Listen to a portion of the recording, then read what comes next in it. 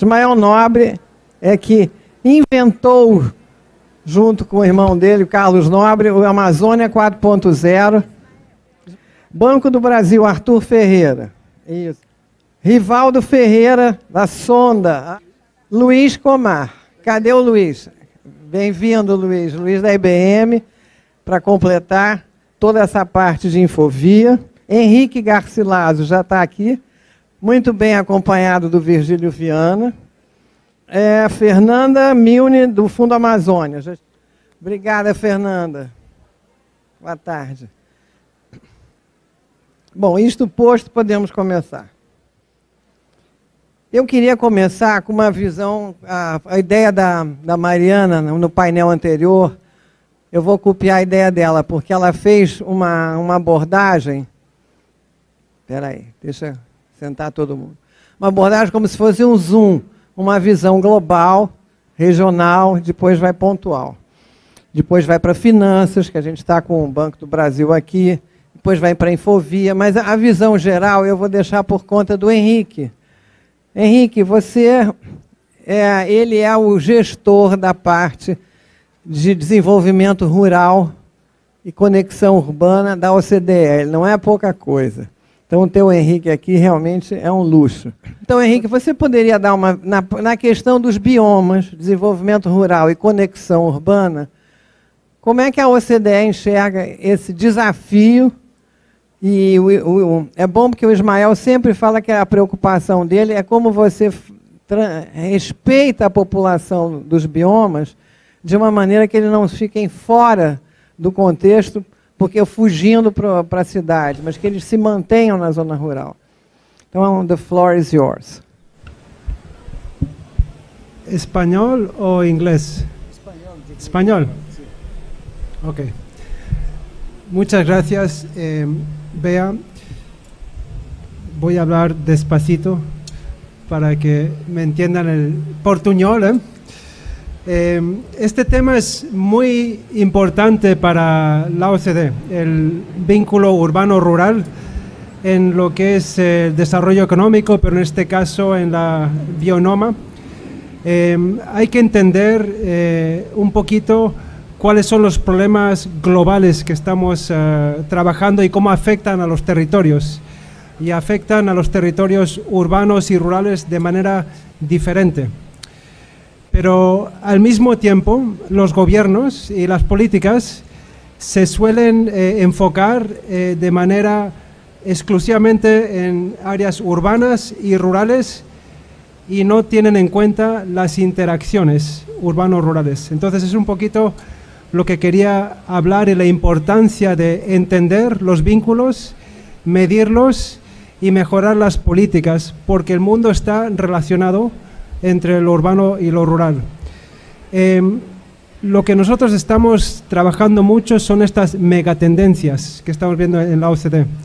El cambio climático está en todas las áreas, la digitalización, la urbanización, y estas megatendencias son fuerzas que están cambiando sociedades y economías a mediano de largo plazo.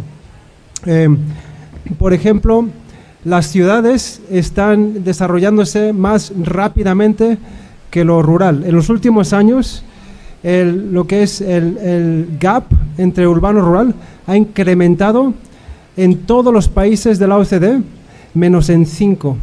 Entonces, las ciudades tienen algo que son beneficios de aglomeración, economías de aglomeración, que funcionan con un mercado de servicios, mercados globales. Las áreas rurales no tienen economías de aglomeración, tienen que exportar, tienen que enfocarse en bienes transables. Entonces son dos territorios muy diferentes. No quiere decir que uno sea mejor o peor que el otro, sino hay que entenderlos de manera diferente y hay que aplicar políticas diferenciadas para lo urbano y lo rural. Lo que hemos visto también en los últimos años, lo que es la digitalización ha beneficiado mucho más a las ciudades que lo rural. Y sobre todo lo que es las capacidades digitales hay una gran diferencia entre lo urbano y lo rural, y las inversiones digitales. Nosotros medimos un poquito cuál es la diferencia entre la digitalización en lo que es banda ancha, y medimos que, digamos, es casi el doble de mejores conexiones en urbano y en rural. Ahora, lo importante es que, por ejemplo, dentro de la OCDE, el 30% vive en zonas rurales, y las zonas rurales tienen el 80% del territorio. Pero de ese 30%, casi el 80% tiene un vínculo con la ciudad. Entonces, lo rural en la OCDE es una rural con mucho intercambio con lo urbano.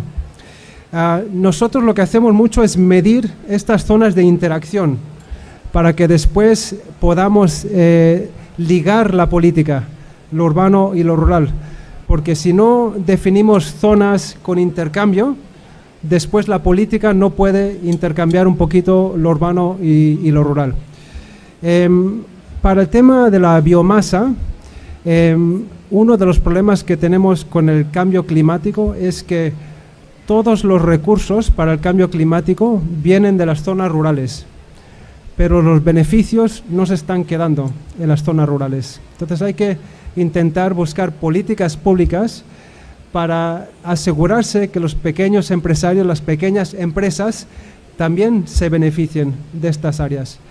Por ejemplo, en la OCDE más del 70% de la energía renovable viene de zonas rurales. Incluso los trabajos en la economía verde se están creando en las ciudades. Entonces, esta dinámica está creando lo que nosotros llamamos backlash, discontent. Muchas zonas rurales no están contentas con el cambio climático. Entonces, lo importante es entender el mundo urbano con conexión con lo rural. Y para eso hay que buscar mejores articulación de políticas urbanas y rurales, y para eso hace falta medir tipología, territorios de manera funcional. Es un poquito lo que quería resaltar el día de hoy, de que lo urbano intenta entender la importancia de lo rural.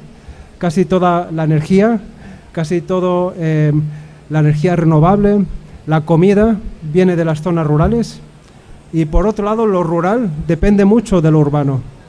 Entonces es una problemática de que hace falta conectar mejor estas dos áreas.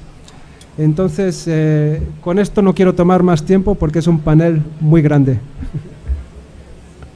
Boa tarde a todos. Eu vou trazer uma provocação aqui, como a gente faz para escalar a bioeconomia da sociobiodiversidade. Tá? Bom, isso é aquele famoso gráfico, né, que algumas pessoas não dormem direito quando vêm, que é a escalada da concentração de CO2 na atmosfera.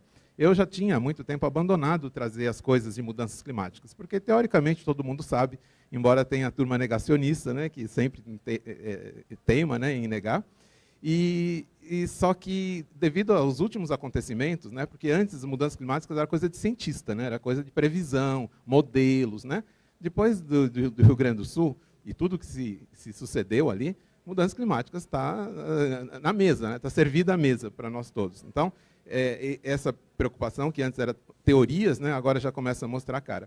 E aí só as últimas manchetes aí. Né? O Brasil tem quase 200 cidades com clima igual ou menor que a do Saara. Né? Nessa época aí, que foi em setembro passado. Né? Aí vamos falar do setor que costuma ser em oposição à restauração, à conservação, né? Mas que não necessariamente. Né? Por exemplo, a ProSoja Brasil anunciou, né, uma quebra recorde na safra de 2023 para 2024. E uma das razões principais, além de questões de mercado, são as mudanças climáticas. É a irregularidade das chuvas. Né? Então, não somos mais cientistas que estão vendo e estão falando, não é militância. Né? Na verdade, do ponto de vista científico, nunca foi militância. Né? São dados, mas se confunde, né, na discussão nacional sobre o tema. Né?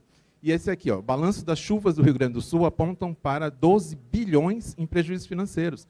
Então, não é brincadeira. Isso aí é dinheiro que, né, no orçamento, né, porque isso vai sair de algum lugar, poderia criar tanta coisa positiva para o Brasil. A gente está correndo atrás de remediar os danos das mudanças climáticas, e não tem jeito, tem que gastar. Nessa hora tem que gastar, não é opcional, né?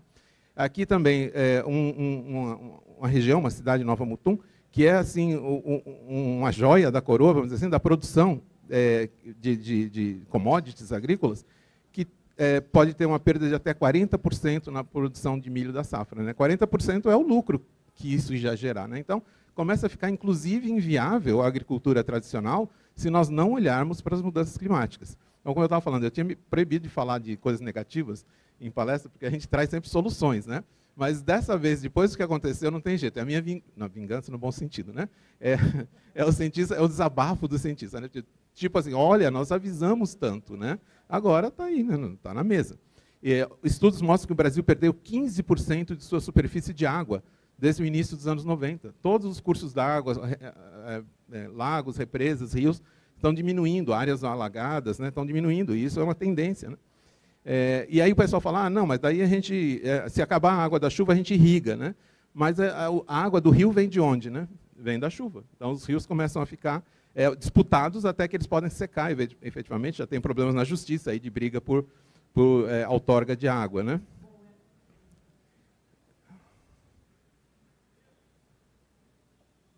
Lá. Ok. Vamos ver se passou 2. Acho que passou. Bom, enfim, esse slide mostra a questão da savanização, que a floresta se torna... Ele não está passando. Ok, é isso que eu queria. A floresta ela tende a se tornar um outro ecossistema, a floresta amazônica, no caso, quando você tem quebra de ciclos hidrológicos e ecológicos que são essenciais para a própria existência da floresta, como ela foi concebida, entre aspas, pela natureza ao longo do processo evolutivo que chegou nessa floresta, né? Então, se você quebrar alguns pilares dessa sustentabilidade, ela se torna outra coisa. Isso já está acontecendo em regiões do sudeste da Amazônia, que são mais severamente e em maior escala, né, desmatados ao longo do tempo.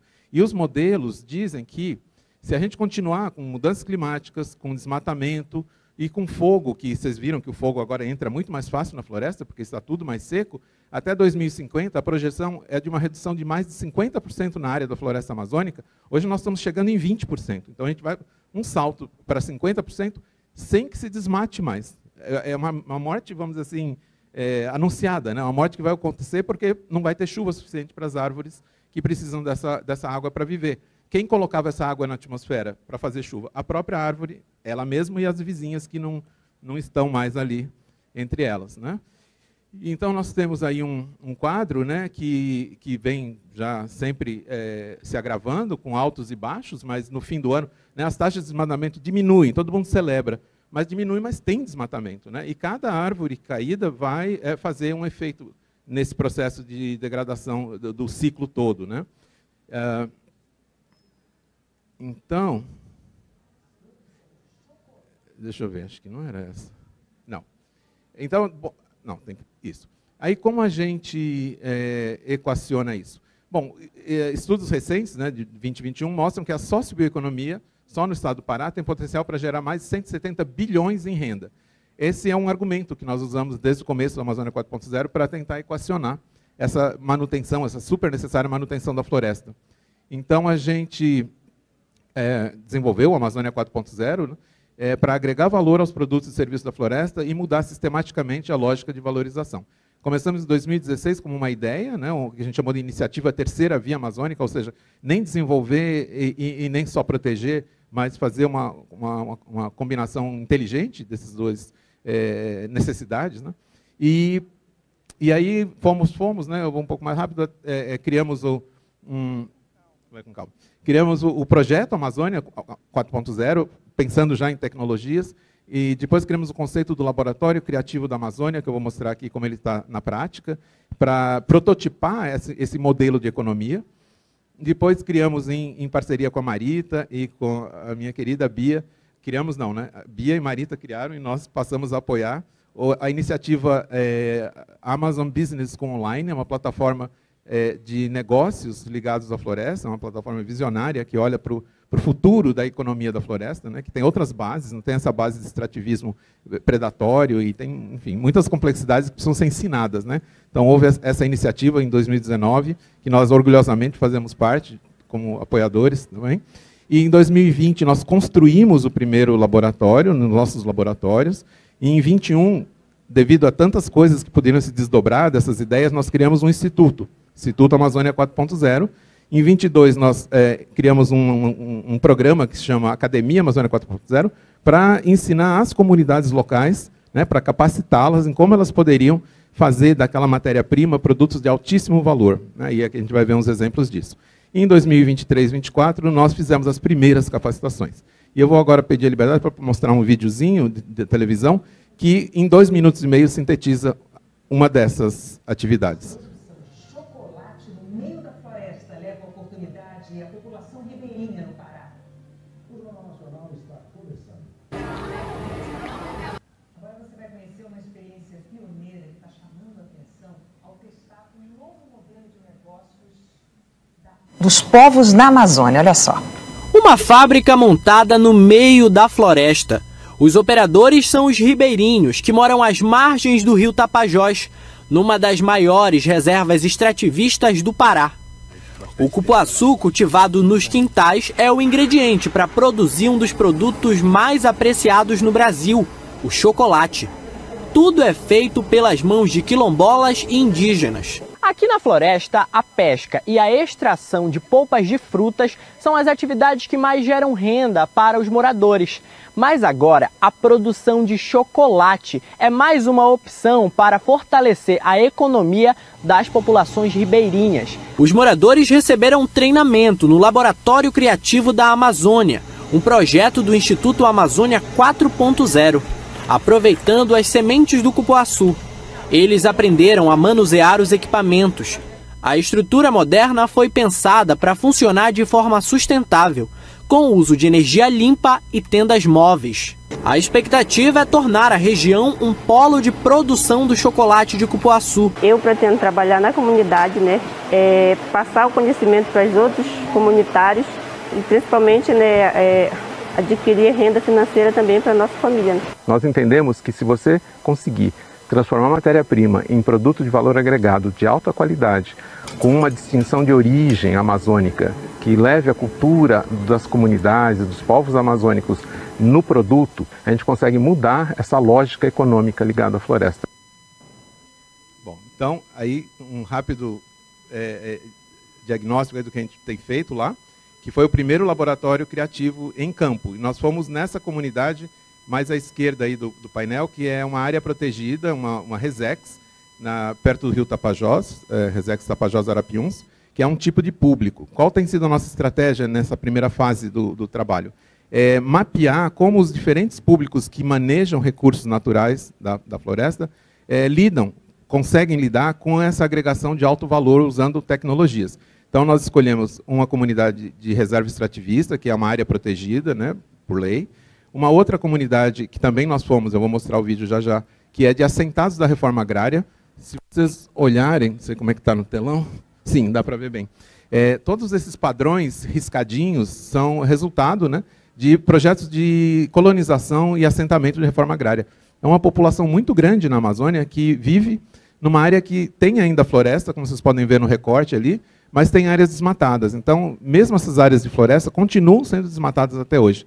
Então, com a opção de agregar valor, você pode transformar essas áreas de floresta em florestas produtivas de biodiversidade, e as áreas desmatadas, que são de pecuária, de pouca rentabilidade, também podem ser sistemas agroflorestal produzindo bastante matéria-prima para ser agregado valor. Então, esse é um público que interessa muito, que pode se beneficiar muito desse tipo de agregação de valor, e quilombolas, ribeirinhos, além de povos indígenas, que nós temos também conversas, né? Nós temos como parceiros a UMIAB, União das Mulheres Indígenas da Amazônia Brasileira, para construir uma solução que envolva a agregação de valor, que seja exatamente da forma como os nossos irmãos indígenas acreditam que seja melhor para eles, né? Nós, inclusive com as comunidades tradicionais também, nós fazemos cocriação.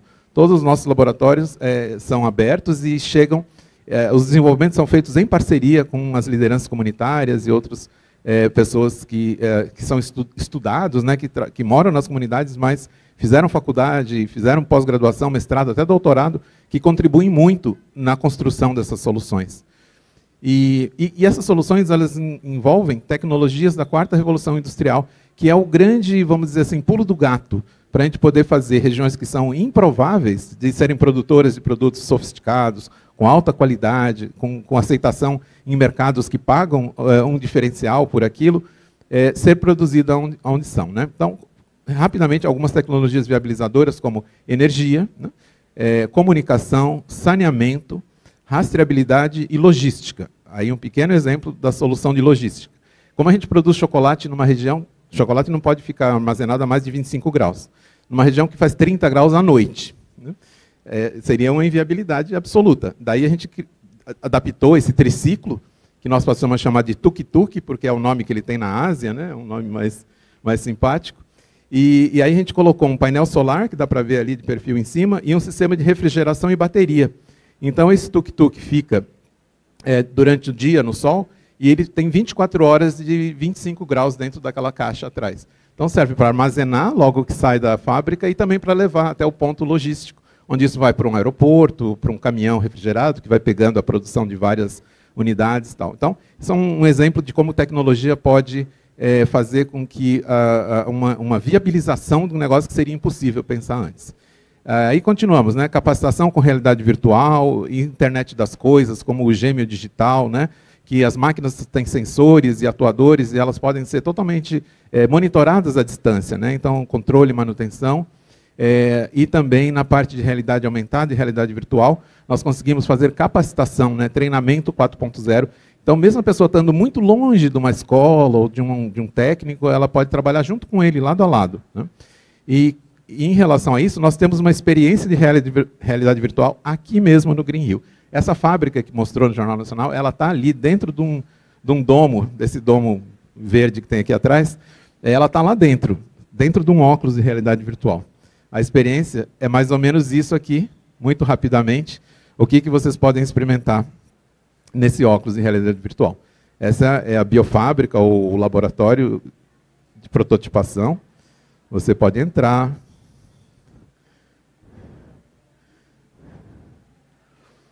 Aí tem as fotos da realidade mesmo, né? Da realidade real, porque tudo é meio realidade. As máquinas que nós usamos, a gente fabrica as formas do chocolate para ter o que eles quiserem representar ali, né? Tem ali as barras de chocolate que você pode ver e pegar, inclusive. Só não dá para comer ainda, pessoal. Mas eu prometo que se a gente voltar no Green Hill no ano que vem, no fim da experiência vai ter a barrinha para provar.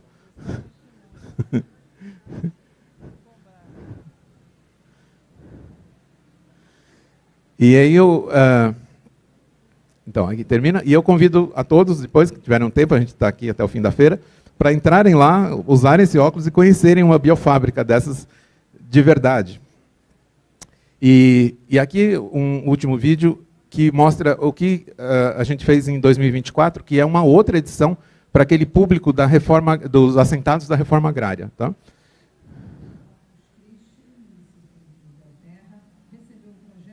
Amazônia 4.0, um laboratório criativo que incentiva a produção de chocolate no meio da floresta. Por lá, foram as mulheres que aprenderam a desenvolver técnicas de produção do cupulate, com o uso de tecnologias avançadas. Para chegar até o laboratório criativo da Amazônia, tivemos que caminhar por uma trilha. Há pelo menos 2 meses, o projeto chamado Amazônia 4.0 se instalou na comunidade de Corpus Christi, região de Belterra. Uma estrutura que funciona à base de energia solar foi montada na comunidade. É aqui que as mulheres aprendem, usando as habilidades da lavoura e tecnologia para transformar produtos da floresta em chocolate. Então aqui nós temos a possibilidade de assentados da reforma agrária, que tem seus lotes com floresta, de extrair recursos dessa floresta e também de plantar nas áreas já abertas sistemas agroflorestais que produzem os insumos típicos da Amazônia. fazendo a tradução disso nos produtos de mais alto valor que pode haver para o mercado, diretamente pelas mãos dessas pessoas. Nesta etapa do projeto, a Associação de Mulheres Trabalhadoras Rurais de Mojuí dos Campos e Belterra, que já utilizava o cupuaçu como base de doces, também aprendeu a aproveitar o caroço do cupuaçu para a produção do cupulate. E nesse caso aqui, nós trabalhamos com as mulheres trabalhadoras rurais, que tem um movimento próprio já muito forte, para dar ainda mais oportunidades para essas mulheres de alcançarem uma autonomia econômica, um empoderamento e um lugar na economia, um lugar privilegiado na economia. Essa experiência está sendo maravilhosa, sabe? A gente tem esperado bastante, desde 2017, quando a gente trabalhou com a primeira amêndoa de cupuaçu, né? E então nosso projeto é nenhuma amêndoa mais jogada no lixo e deu super certo. E hoje, graças a Deus, a Amazônia 4.0 traz para cá, né, esse laboratório criativo. E as minhas meninas estão felizes da vida e eu também. A gente só tem a sucesso agora para frente. Por 2 meses, elas aprenderam a ser criativas e também a inovar. Esse daqui é a nossa primeira barrinha de cupulate Ama Bela. Então, a gente está muito feliz, né, pelo nosso primeiro trabalho maravilhoso juntos aqui. Nosso sonho era poder fazer um produto refinado, né? E hoje nós estamos realizando um sonho, porque eu falo que é realizado porque nós estamos aprendendo. O estudo aqui foi uma experiência muito boa, que a gente aprendeu tanto na aula, escrevendo, como na ideia. Os produtos passam por alguns processos antes de ficarem prontos para o consumo. O processo começa lá da colheita, né? Separação dessas sementes, porque essa etapa ela é crucial na qualidade do resultante final, de separação, seleção. Depois ele vai para a secagem, no geral é ao sol. E depois dessa secagem ela viria para o processo da fábrica, da biofábrica, né? Na fábrica, os produtos da floresta ganham muitos derivados, entre eles o gelato, que também é feito de forma natural. O projeto nasce da iniciativa de valorizar aspectos culturais e ambientais da Amazônia. Isso por meio do uso de tecnologias que podem trazer muitas contribuições para as cadeias produtivas locais. E claro, os laboratórios, eles são uns espaços para que as comunidades também contribuam nesse trabalho e mostrem o potencial de uma floresta preservada. A ideia é instalar no futuro biofábricas, centrando a produção dentro das comunidades tradicionais. Essa camada de tecnologia que a gente coloca numa cadeia de produção, numa produção local, é na verdade o viabilizador dessa economia acontecer lá na franja da floresta, lá onde essas comunidades estão isoladas, entre aspas, né? Mas que passam a ter toda a capacidade produtiva facilitada e com garantia de qualidade. Isso vai, além de agregar mais conhecimentos, também pode também agregar também recursos, né, para a comunidade. E falando em recursos para a comunidade, a ideia é essa, que da matéria-prima vai para essa transformação ali mesmo, né, em unidades que dialogam com o tamanho daquela produção e o tamanho daquela comunidade, oferecendo oportunidades para muitos da comunidade participarem ativamente da agregação de valor. Vira produto final, de valor agregado, vai para mercados e volta muito mais recurso do que naquela economia de matéria-prima, né, de participar como o fornecedor de commodities que são desenvolvidos, né, economicamente em outras regiões do Brasil e às vezes até do mundo. E isso gera, então, um ciclo virtuoso de econômico local, né? As pessoas que trabalham ali e moram ali, elas vão gastar o dinheiro ali mesmo. E aí o outro vizinho ali vai ter o que fazer também, porque tem alguém que paga. Então você gira, faz esse enriquecimento da comunidade acontecer. Que comunidades? Nós temos aqui esse mapa que mostra quantos assentamentos rurais, vilas, cidades e aldeias indígenas e outros, né? Fonte do IBGE, tem na Amazônia. E nesse mapeamento tem 4.438. E já me disseram que tem muito mais, que o IBGE não captou, de fato, todas as comunidades que existem. Então, é para que cada uma dessas possa ter uma biofábrica e fazer a agregação de valor do que elas produzem ali, que a gente trabalha. E, para finalizar, o Brasil, em cooperações estratégicas com outros países que compartilham visão realista das mudanças climáticas e seus impactos, pode ser protagonista em liderar uma nova bioeconomia da sociobiodiversidade. Está nas nossas mãos. Obrigado.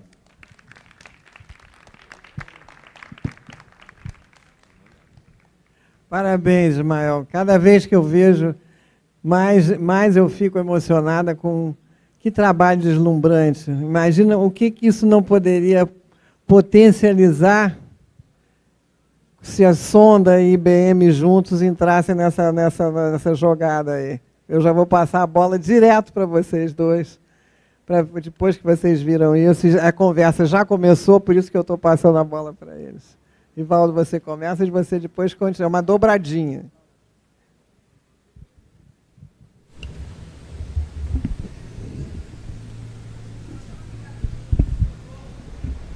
Bom, boa tarde a todos. E realmente ver uma apresentação como essa empolga a gente, né? De tá vendo o que está sendo feito na Amazônia e com esse nível de inovação e de comprometimento, né? Realmente é uma coisa que sensibiliza bastante. Bom, eu sou da Sonda, né? Antes de começar, deixa eu ver se eu consigo colocar um vídeo institucional da Sonda. Não sei se aqui vai... A evolução do mundo não para.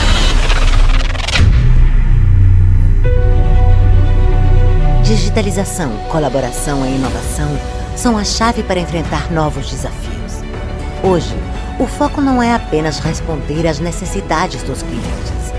É como estas soluções transformam, sustentam e impactam a sociedade. Olhamos para o presente com uma visão do futuro, mas a transformação é hoje. Uma transformação que vai além do digital, que impacta a nossa cultura, a forma como nos comunicamos e nos relacionamos. Hoje, mais do que nunca, devemos ser visionários, intuitivos e inovadores. Somos líderes em transformação digital, mas o desafio é manter essa liderança. Entender os desafios das indústrias e também entender o comportamento das pessoas e do mercado, o que ajuda a desenvolver soluções e serviços que gerem valor, impulsionando novas estratégias de negócios para novos desafios, criando novos tipos de liderança, desenvolvendo novas formas de colaborar e potencializando talentos que buscam equilíbrio entre seu desenvolvimento profissional e pessoal. É que não somente a tecnologia evoluiu, mas também a forma como melhoramos a qualidade de vida das pessoas evoluiu. Porque a tecnologia eliminou fronteiras. Agora, estamos conectados em todo o mundo e podemos desenvolver soluções de qualquer lugar. É hora da experiência do cliente e das pessoas. É hora de criar em equipe. Sonda, make it easy.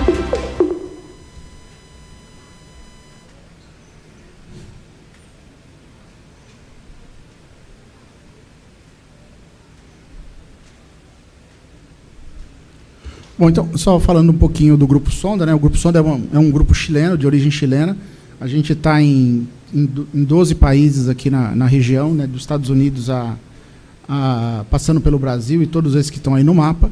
Né? E o Grupo Sonda é uma empresa de tecnologia da informação. Né? O nosso posicionamento de mercado é trabalhar em várias indústrias, nos vários segmentos de indústria que existe no nosso segmento.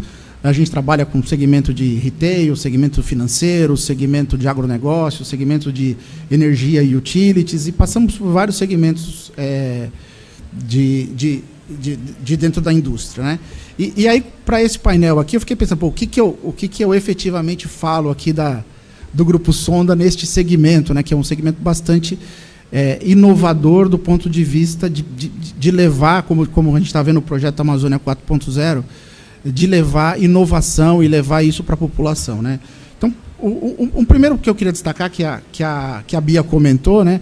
Nós hoje, por exemplo, estamos envolvidos num projeto em Mato Grosso do Sul, que é o projeto da Infovia Digital, né? É um projeto que nós participamos de uma licitação do governo do estado há mais ou menos 2 anos atrás, em 2022, e nós estamos hoje implementando a conectividade em todo o estado do Mato Grosso do Sul. Nós estamos ligando as 79 municípios do estado, são 1.800, 1.600 pontos do governo, todo interconectado com fibra ótica, É uma concessão que nós ganhamos aí por 30 anos, o prazo de construção dessa rede de fibra ótica para interligar todo o estado do Mato Grosso do Sul foram de 2 anos. Nós estamos integrando esse projeto já instalado e todos os 7.000 quilômetros de rede de fibra ótica construído agora no final do mês de outubro. Então a gente acabou esse projeto recentemente e agora temos mais 2 anos, mais 28 anos de operação dessa rede.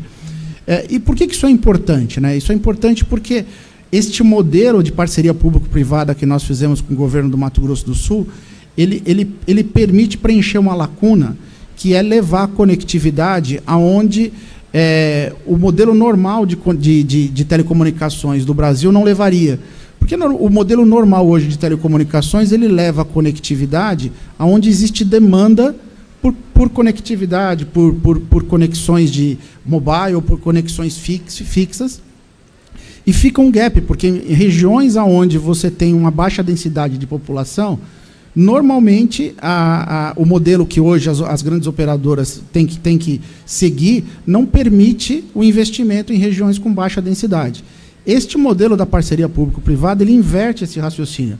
Ele faz com que, apoiado no modelo do governo do Estado, que precisa conectar as suas agências, né, os seus pontos de conexão do governo, leve conectividade em regiões remotas que têm baixa conectividade e, em contrapartida, com toda essa rede construída, lastreada pela operação do governo, você consegue levar conectividade aonde não existia e aonde o modelo tradicional das operadoras não levaria, ou pelo menos num curto espaço de tempo. Isso inverte a lógica e faz com que você tenha essa disponibilidade de banda e de conexão em lugares remotos, né? Para você ter uma ideia, a gente leva essa conectividade em regiões indígenas, regiões ribeirinhas, e toda essa rede hoje já está construída. Com isso permite com que quem está nessas regiões passe a usufruir da conectividade e, com essa conectividade, desenvolver negócios. Então, você não espera ter negócio desenvolvido, você inverte a lógica, você não espera ter negócio desenvolvido para poder levar conectividade. Você leva a conectividade para que se possa desenvolver os negócios em cima dessa conectividade existente, né? Então, é muito interessante, muito rico esse tipo de experiência, porque agora existem pesquisas que mostram claramente a correlação entre índice de desenvolvimento humano, né, o IDH, e conectividade, ou seja, lugares onde você tem acesso à internet, você fornece sua população, você alavanca o índice de desenvolvimento humano. Então, é um complemento ao que hoje a gente tem no mercado. Então, a Sonda está envolvida num projeto como esse, a gente tem olhado projetos como esses, vários dos estados do Brasil estão olhando para esse tipo de projeto, né? E com certeza nos próximos anos a gente vai ter vários projetos como esse, não necessariamente a Sonda operando, e com certeza outras empresas vão estar fazendo isso, mas é um modelo bastante interessante. E aí eu trouxe aqui, né, alguns exemplos do que tudo isso pode alavancar, né? Então, e aí isso com o objetivo de tangibilizar um pouco o que a tecnologia pode agregar em vários setores, né? Então, por exemplo, a gente hoje, com o uso de drones, e veja que a conectividade, né, ela tá por trás de tudo isso. Sem conectividade, nada do que eu vou mostrar aqui de casos de sucesso faz sentido se não existir conexão, se não existir internet, se não existir acesso da população ou das empresas ou dos negócios para poder funcionar. A mesma coisa que acontece, né, na apresentação do Ismael, de você estar falando de Amazônia 4.0. Precisa de algum tipo de conectividade para fazer tudo isso funcionar. Então, se você olha, essa solução aqui é uma solução onde a gente usa drones e utiliza reconhecimento de imagem, por exemplo, para prevenir incêndios ou para antecipar e detectar incêndios em regiões, seja em qual for região. Hoje o Pantanal, por exemplo, vem sofrendo ano após ano com várias queimadas, né? E esse tipo de tecnologia pode ajudar você a monitorar, detectar um foco de incêndio, reagir de forma proativa e evitar que o incêndio se extrapole. E aqui você está usando uma série de soluções tecnológicas, né? Desde o drone, desde câmera para poder fazer filmagem, inteligência artificial para reconhecer a imagem, dados analíticos para poder analisar os dados e poder prevenir e prever o que vai acontecer, né? Então, isso é o tipo da coisa que, quando você tem um mundo conectado, você consegue fazer, né? Outro exemplo de previsão de incêndios, esse aqui é um projeto, inclusive, que a gente tem, não aqui no Brasil, a gente tem no Chile com uma empresa de florestal de papel e celulose, onde se diz o seguinte: você consegue controlar um incêndio se você detectar o foco dele nos primeiros e conseguir reagir nos primeiros 30 minutos. Se nos primeiros 30 minutos você não conseguir reagir, não é mais para apagar, é para conter dano, né? Então, o tempo de resposta é fundamental quando você fala de incêndio, né? Um outro exemplo aqui é o mapeamento inteligente, que você pode fazer com o uso de imagens, o mapeamento de áreas florestais ou de áreas de produção agrícola, né? E, por último, o monitoramento de florestas, que você pode fazer um conjunto de uma série de tecnologias para fazer o monitoramento e usar isso, não necessariamente para detecção de incêndio, mas, por exemplo, para reflorestamento, ou para detectar áreas de invasão, ou para detectar, cruzar isso, por exemplo, o meu amigo da IBM talvez toque nisso, fazer previsão, inclusive, de chuva e de uma série de outras coisas, né, e de temperatura. Então, o que eu procurei trazer aqui foi um pouco de como a tecnologia pode ajudar, quando a gente está falando aqui do tema, né, que foi um desafio para mim, de biomas e de desenvolvimento urbano e rural. Tá bom? Bom, aproveito aqui e passo a palavra aqui para o Luiz, para ele falar um pouquinho da IBM.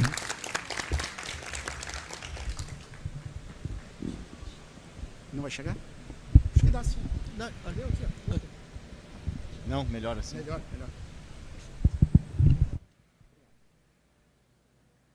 Boa tarde a todos. Eu me chamo Luiz Comar, eu trabalho na IBM, né? E a gente trabalha junto com a Sonda, nosso principal parceiro. A IBM, não sei se vocês conhecem, mas é uma empresa centenária, está no Brasil também há mais de 100 anos. Ela chegou no Brasil para fazer o primeiro censo, teve no Brasil, lá por volta de 1900 e pouco. E desde então está aqui, né? Desde então a gente está aí contribuindo tecnologia para o desenvolvimento do nosso país, né? E eu vou dar uma abordagem de tudo que foi falado aqui. A gente, como eu disse, tem uma parceria muito forte com a Sonda. Só queria explicar um pouquinho como é essa parceria. A IBM ela foca em tecnologia, desenvolvimento de tecnologia, e hoje em dia nós estamos muito focados em desenvolvimento de inteligência artificial. E todo mundo está aí sabendo das inteligências artificiais generativas, então a gente tem a nossa também, e a IBM é pioneira na parte de inteligência artificial, e temos, não só isso, diversas soluções, né? Então, olhando tudo isso para aplicar a parte de sustentabilidade, a gente tem uma vertical de sustentabilidade também, que a gente tem, em conjunto com a Sonda, criação de soluções. Então, a gente tem um laboratório junto com a Sonda que a gente cocria soluções. Então, a Sonda vem falar para a IBM, tem uma solução que eu quero criar, um caso de uso que eu quero fazer, a gente desenvolve junto, a partir das soluções que a IBM tem no nosso catálogo. Tá?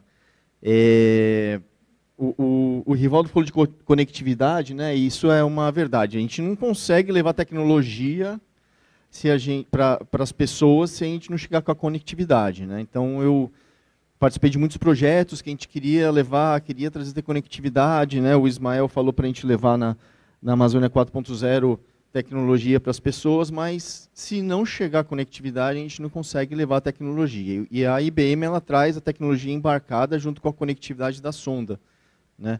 Então, a gente tem soluções, como eu disse, de inteligência artificial. A gente tem essa solução aqui que eu estou mostrando que chama Envise, né?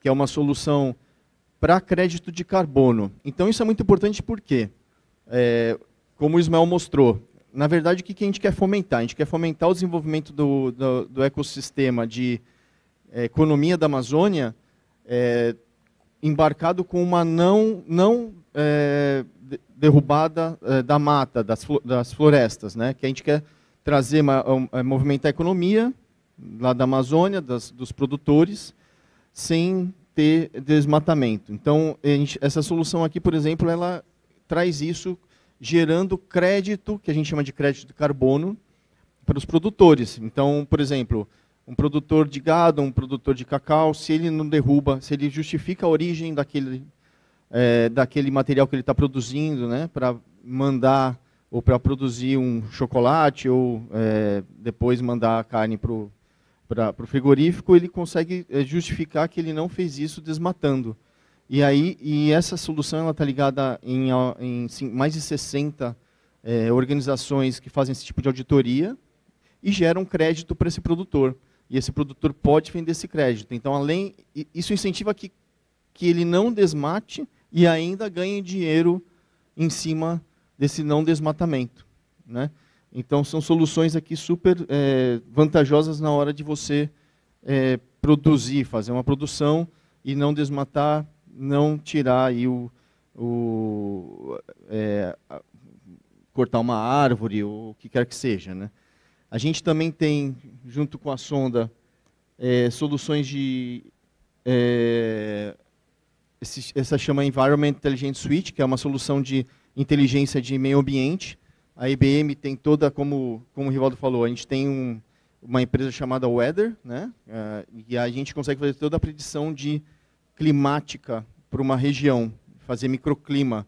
Você consegue ali num raio de poucos quilômetros quadrados saber qual que é a previsão de clima para aquela região e você dá esse relatório para o produtor para ele poder fazer a sua predição de como que ele vai plantar, quando ele vai plantar, o que ele vai plantar, porque muitas vezes depende da cultura, né? Você depende do clima, você planta certo tipo de cultura. Então, ele consegue fazer todo esse planejamento a longo, médio prazo para fazer esse tipo de cultivo, né? Então, a gente tem essa solução que faz toda a parte geoespacial, de tempo, né, a gente chama de vegetation. Vegetation é uma solução que a gente consegue fazer previsão de poda de árvores, né? A gente tem aqui nas grandes cidades, por exemplo, eventos meteorológicos que estão muito mais corriqueiros. A gente teve na Espanha agora recentemente, esses dias aí, uma baita enchente. Então a gente consegue fazer essas previsões para avisar as pessoas para tomar cuidado. Isso vai ficar cada vez mais comum, né? Como o Ismael mostrou ali, que o bioma está diminuindo, então isso afeta o clima realmente. E com essa solução também você consegue fazer projeção de poda de árvore. Lá em São Paulo teve esse problema recentemente numa chuva com vendaval, que várias pessoas ficaram sem energia por vários dias devido à falta de poda de árvore, né? A árvore dá um vendaval, cai um galho na rede de distribuição, dá um curto-circuito, acabou a energia ali naquela região, né? Estoura o transformador e etc. Então, dá para fazer um mapeamento de podas de árvores naquela determinada região, numa cidade, no Rio de Janeiro, São Paulo, Curitiba, Belo Horizonte, etc. Então, esse tipo de solução a gente já está fazendo em conjunto com a Sonda no Chile, né, Rivaldo? Então, a gente também poderia utilizar aqui no Brasil, não só para cidades, mas também para linhas de transmissões que vêm, por exemplo, de lá do norte, nordeste, que trazem energia aqui para as nossas regiões, né? Para a gente evitar essas falhas, porque às vezes acontece, vira e mexe a gente vê anúncio de aconteceu um blackout na região X aqui do Brasil. É porque não teve planejamento para você fazer uma inspeção ali na linha de transmissão que passa ali por uma floresta, e às vezes você tem que usar helicóptero para a pessoa ficar olhando ali, o inspetor ficar olhando como é que está. Você pode usar só drone e uma solução dessa para você fazer essa inspeção sem colocar pessoas em risco, né? Então, essas soluções aqui são soluções que a gente está na área de sustentabilidade, e essa última aqui, que é o Máximo Application Suite, e aí a gente falou de realidade aumentada, de realidade virtual, né? Rastreabilidade. Essa solução aqui ela é uma solução que você consegue treinar o modelo de inteligência artificial para reconhecer imagens. Então, você pode treinar ele para reconhecer uma vegetação. Você pode treinar ele para reconhecer uma árvore, se a árvore está se desenvolvendo bem, se ela pegou fogo, se ela está com algum problema, um tipo de planta. Então, você pode colocar esse tipo de solução para fazer esse tipo de sondagem. E aí, isso é importante porque, como o Ismael mostrou lá, que tem uma área do Cerrado que está ficando como uma área da Amazônia que está virando um pouco de cerrado, que está avançando o cerrado, Isso você pode ficar monitorando e você pode gerar alertas, né, para você evitar que esse tipo de coisa aconteça, que o bioma mude, né? Então você pode aplicar esse tipo de solução, mas de novo, precisa ter conectividade lá na ponta, né, para você conseguir chegar com esse tipo de solução ali e você conseguir pegar esse tipo de informação. Então, eu estou falando de inteligência artificial, tudo isso que essas soluções, elas têm embarcado esse tipo de inteligência artificial. A gente, na IBM, a gente tem uma inteligência artificial chamada Watson, que é uma inteligência artificial já há bastante tempo desenvolvida pela IBM. Nós somos líderes há mais de 30 anos nesse tipo de tema, né, de inteligência artificial. O ano passado, esse tema ficou mais quente, com a adoção de novas inteligências artificiais que surgiram no mercado. E a gente, para a empresa, para setor empresarial, nós somos líderes de mercado. A IBM tem a melhor solução do mercado para a empresa, tá? E a gente está apostando muito nesse tipo de solução. A inteligência artificial veio para ficar, ela é uma realidade. A gente chama de inteligência artificial generativa. Por que generativa? Porque ela gera. Ela gera algum conteúdo, não é aquele tipo de interação que você faz uma pergunta e ela responde uma frase ou uma palavra. Não é que nem esses chatbots tradicionais que a gente tem. Ela gera conteúdo. Você pode gerar uma imagem, você pode gerar um texto, você pode gerar um e-mail, você pode gerar uma apresentação. Então, esse tipo de abordagem é muito importante e a gente tem que desmistificar esse negócio de não vamos misturar meio ambiente com tecnologia. Eu acho que é muito pelo contrário. A gente tem que misturar para a gente proteger o meio ambiente. A gente tem que proteger, usar a tecnologia a nosso favor.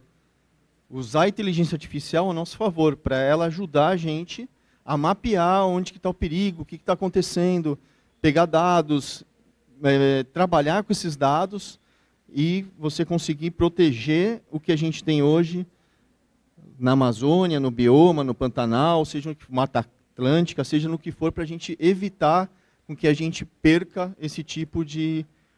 que a gente perca o nosso bioma. Então, a gente tem que meio que mudar o mindset. Eu acho que aqui é um público aqui bem focado, a gente está num auditório aqui, num público que é pensando em ambiente, meio ambiente.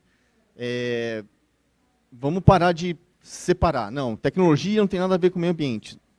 Eu acho que está errado. A gente tem que ter, e a gente tem que usar a tecnologia, porque a gente usa a tecnologia para muita coisa. A gente usa a tecnologia para se relacionar, a gente usa a tecnologia para se comunicar, a gente usa a tecnologia para comprar. A gente teve a pandemia, e a pandemia provou que a gente teve que usar a tecnologia para fazer compra de supermercado, para pedir comida, que a gente não podia nem sair de casa. Então, ajudou, senão ia todo mundo ficar aí sem poder consumir as coisas. Então, vamos pensar nisso. Usar a tecnologia, a IBM está junto com a Sonda, a gente cria soluções juntos, a gente tem laboratório juntos, a IBM tem umas... Eu não falei nem 10% do que a gente tem de solução juntos e que a IBM tem para criar junto com vocês. Tá bom? Obrigado e boa tarde para todo mundo.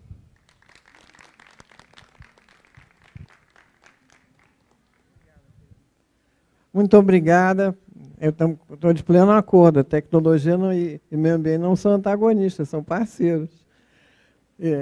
Você falou muito bem e eu fiquei muito feliz, sobretudo porque eu achei que o fato da Sonda trazer a Infovia para Mato Grosso, esse exemplo de Mato Grosso do Sul é uma referência.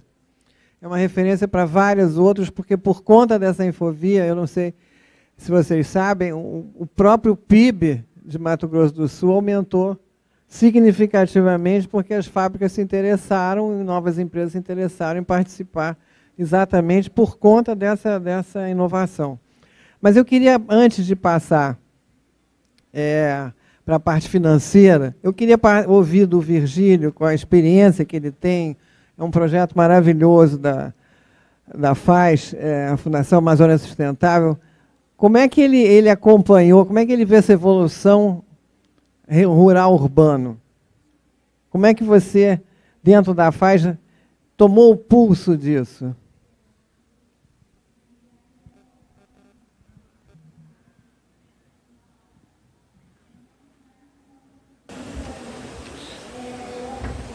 Alô?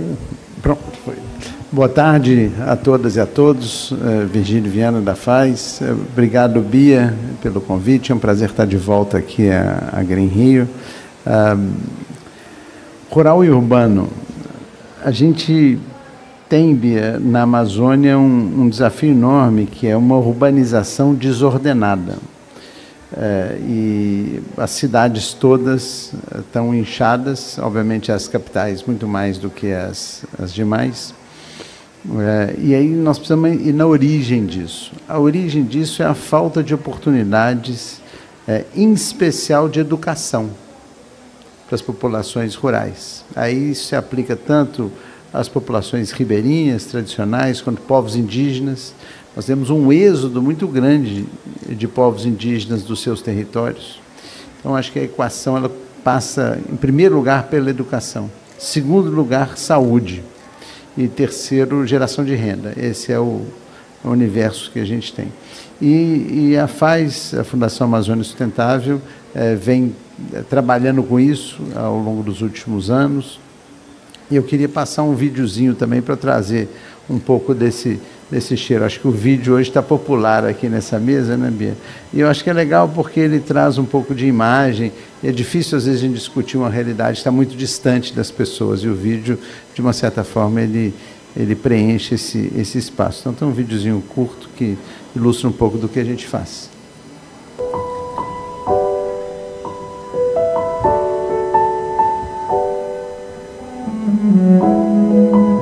Com o passar dos anos, muita coisa pode acontecer, muita mesmo.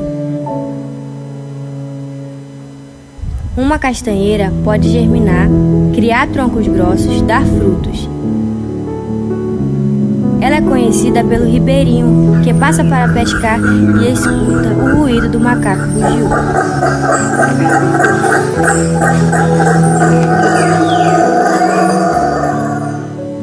Um açaizeiro já criou fortes cachos.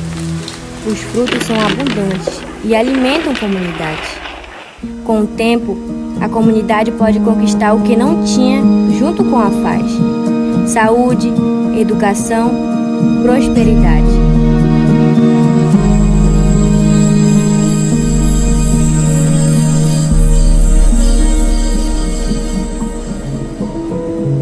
A FAZ ela não nos enxergou apenas como números, ela nos enxergou como uma essência cabocla, essência indígena, quilombola, ribeirinha, e transformou todos os nossos conhecimentos de saberes e fazeres da floresta em potência. Diante de uma crise humanitária causada pela pandemia, levou oxigênio, levou vida. Às vezes as pessoas falavam assim: poxa, ninguém olha pra gente, e hoje nós estamos sendo vistos, né, pelas pessoas. Com o tempo, um jovem indígena pode sonhar ser o primeiro a participar de uma Olimpíada, pois a FAZ esteve ali, dando o arco para a flecha chegar no alvo. Viajando longas distâncias, criando soluções para a Amazônia. Estava ali, vendo meninas e meninos crescerem, construindo uma educação que faça sentido para quem mora na floresta.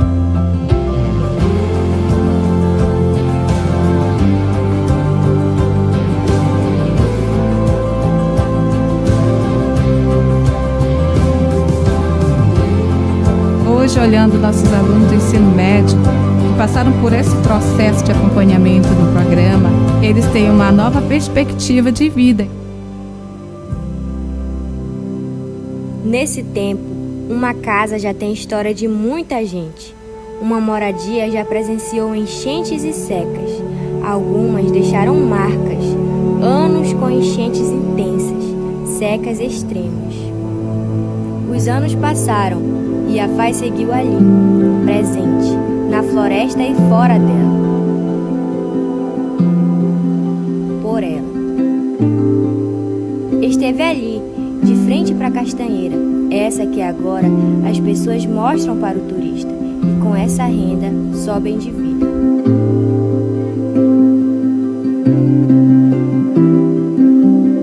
A minha relação hoje com a Amazônia se tornou amorosa, porque eu tive a oportunidade de ver a floresta em pé antes que eu derrubava para tirar meu sustento. A fundação fez com que as coisas acontecessem. Trouxe vários projetos, saúde, educação, e trouxe o conhecimento para dentro da comunidade. Pintou uma luz, botou uma luz no mundo, né?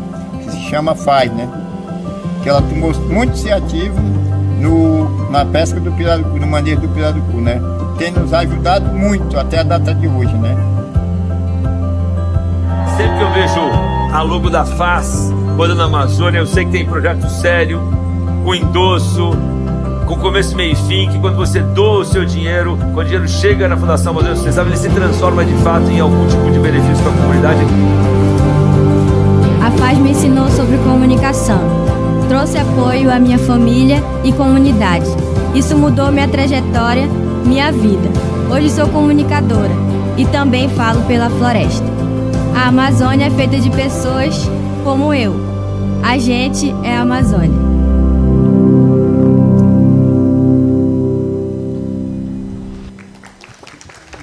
Legal. Então, pessoal, poucas mensagens que dá para a gente dar aqui nesse curto espaço de tempo. A primeira é que nós temos que olhar para as pessoas. A Amazônia não é só um conjunto de plantas, animais, água, carbono e etc., né? São pessoas.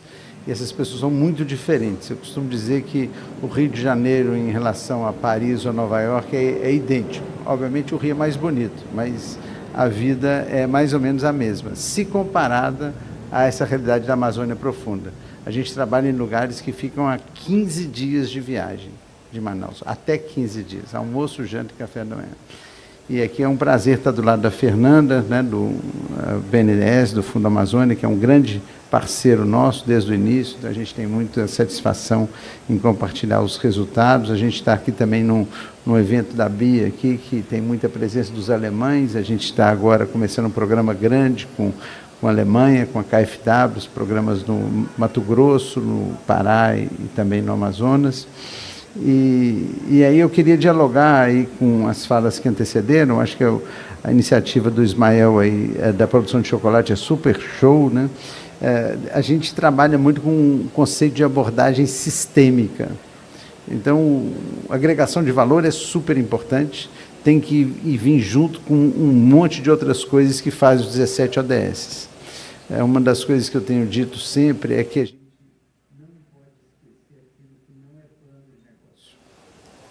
tem coisas que não vão entrar num plano de negócio. A prostituição infantil de meninas.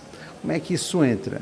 Isso tem que ser um componente social que não é parte de um business plan, né? Como é que a gente coloca muitas outras dimensões da sustentabilidade? Então, a Amazônia, quando tem que ser pensada desde uma ótica de resiliência aos impactos extremos, tem que ter esse olhar.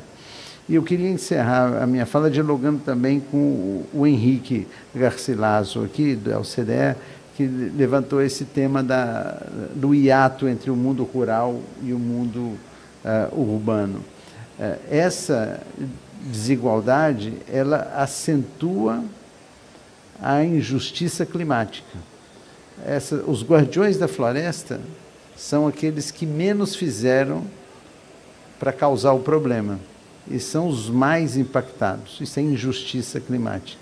Portanto, a gente tem uma obrigação moral e ética de fazer com que os impactos das mudanças climáticas sobre esses povos, em especial da Amazônia, mas podia estar falando também dos caiçaras da Mata Atlântica, né? Podia estar falando das quebradeiras de coco, quilombolas, né? Todas as populações tradicionais do Brasil. Acho que a gente tem um dever moral e ético de tratar de maneira diferenciada no contexto das mudanças climáticas. Mas isso não deve também ficar só no mundo rural. É claro que as populações de baixa renda das favelas do Rio de Janeiro também fazem parte desse universo, né? E de tantos outros lugares onde a pobreza no mundo é muito forte.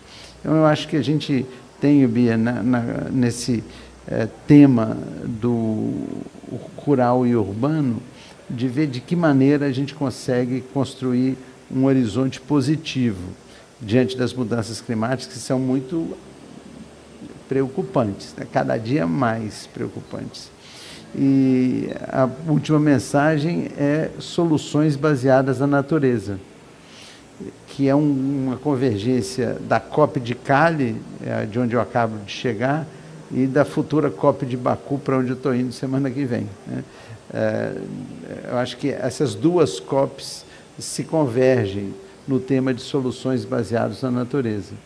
E talvez esse seja um tema até para o próximo Green Rio. Eu também sou veterano aqui, felizmente, no Green Rio, que a Bia tão bem organiza, e acho que isso podia ser um foco, né? Como trabalhar soluções baseadas na natureza que sejam inclusivas do ponto de vista social. Nós precisamos gerar mais emprego e mais renda. Então, as soluções de alta tecnologia são importantes, né? E a apresentação que me antecedeu foi importante nisso. É lógico que a gente precisa de internet, mas a gente precisa principalmente de olhar para essa injustiça climática e fazer com que soluções baseadas na natureza possam ser cada vez mais intensas em geração de benefícios sociais. Muito obrigado.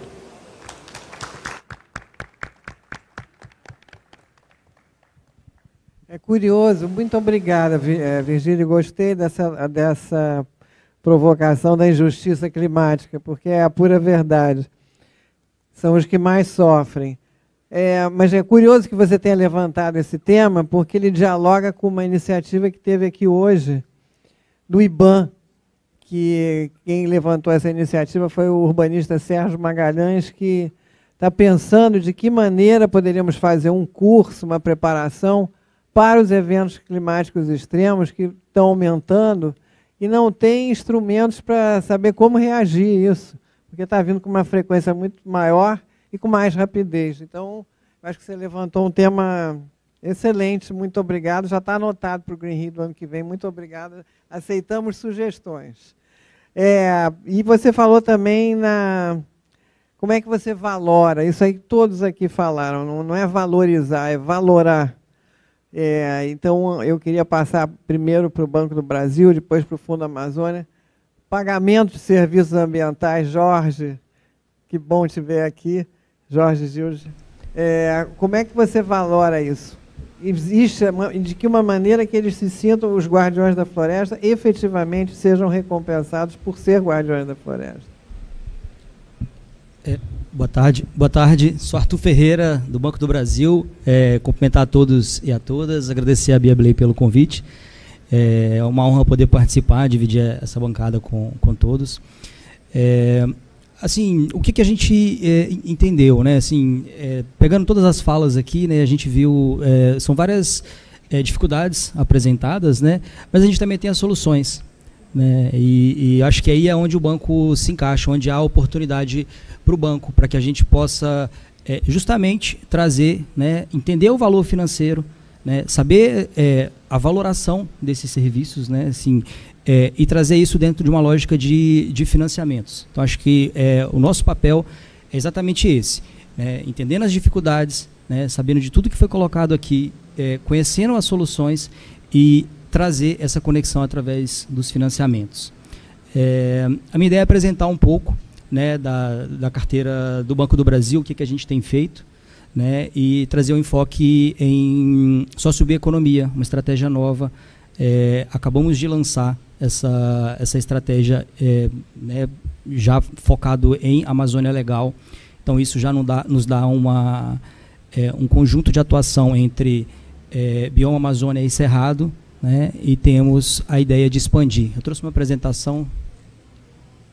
Isso.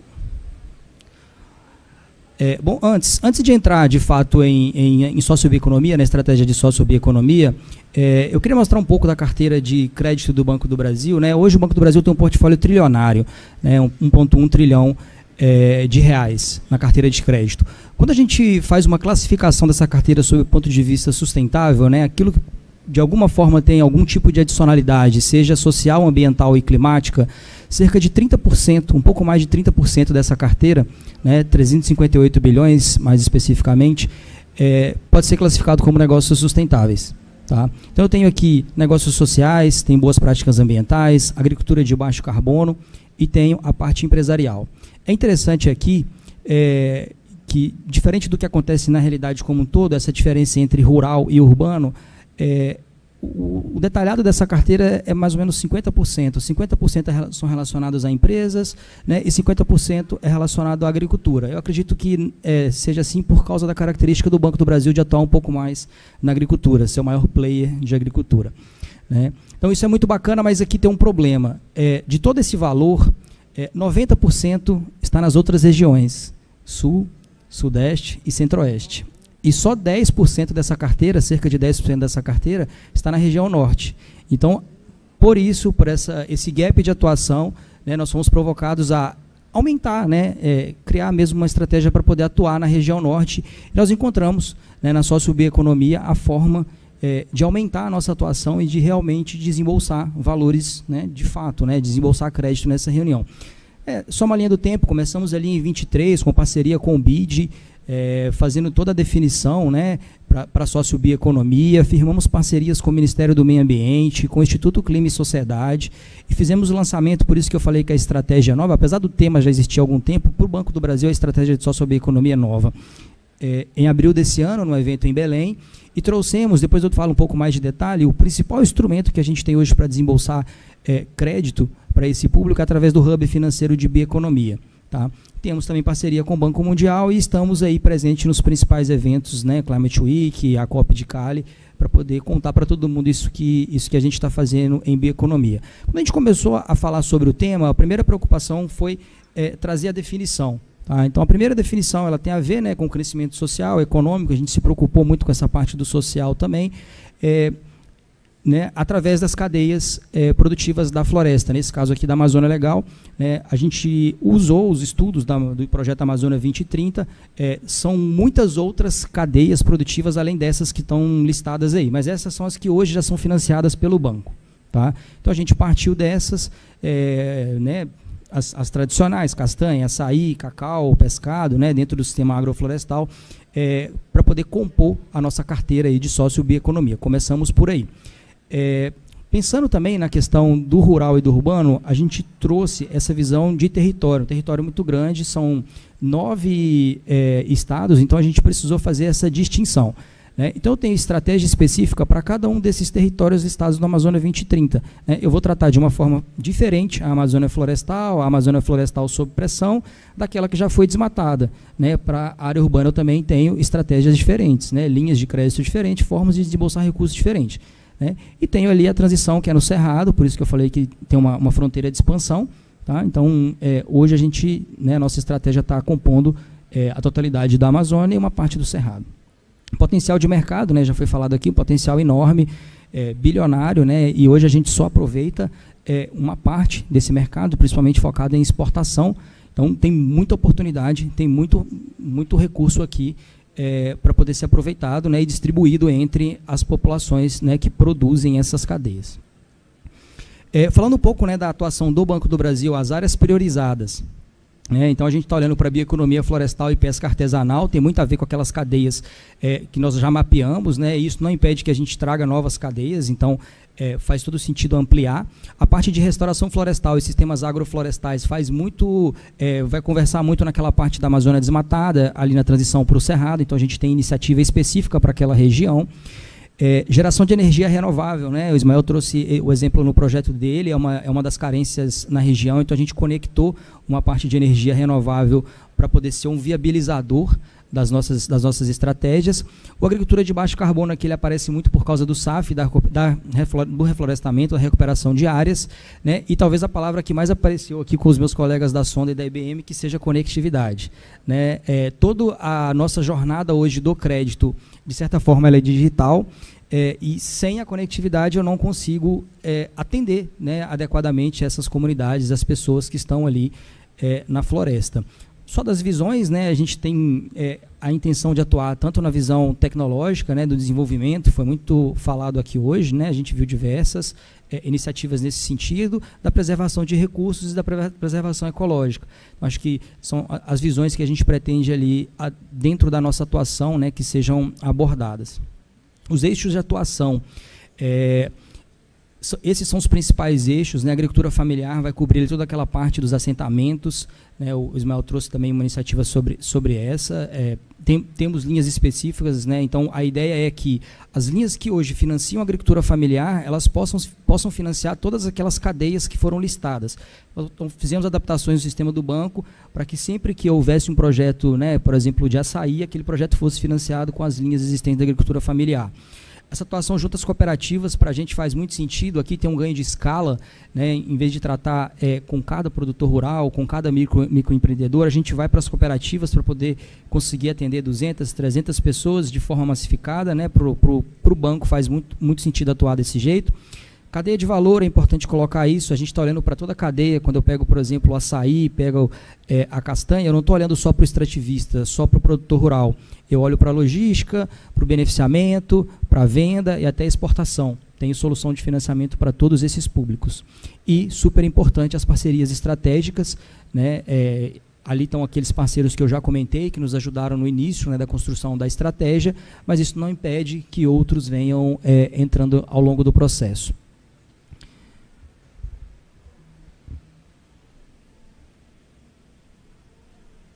Aqui, só para poder demonstrar a atuação, acho que eu passei mais de um, deixa eu voltar. A atuação do Hub financeiro, como eu disse, é a principal estratégia do Banco do Brasil para poder atuar em sócio-bioeconomia.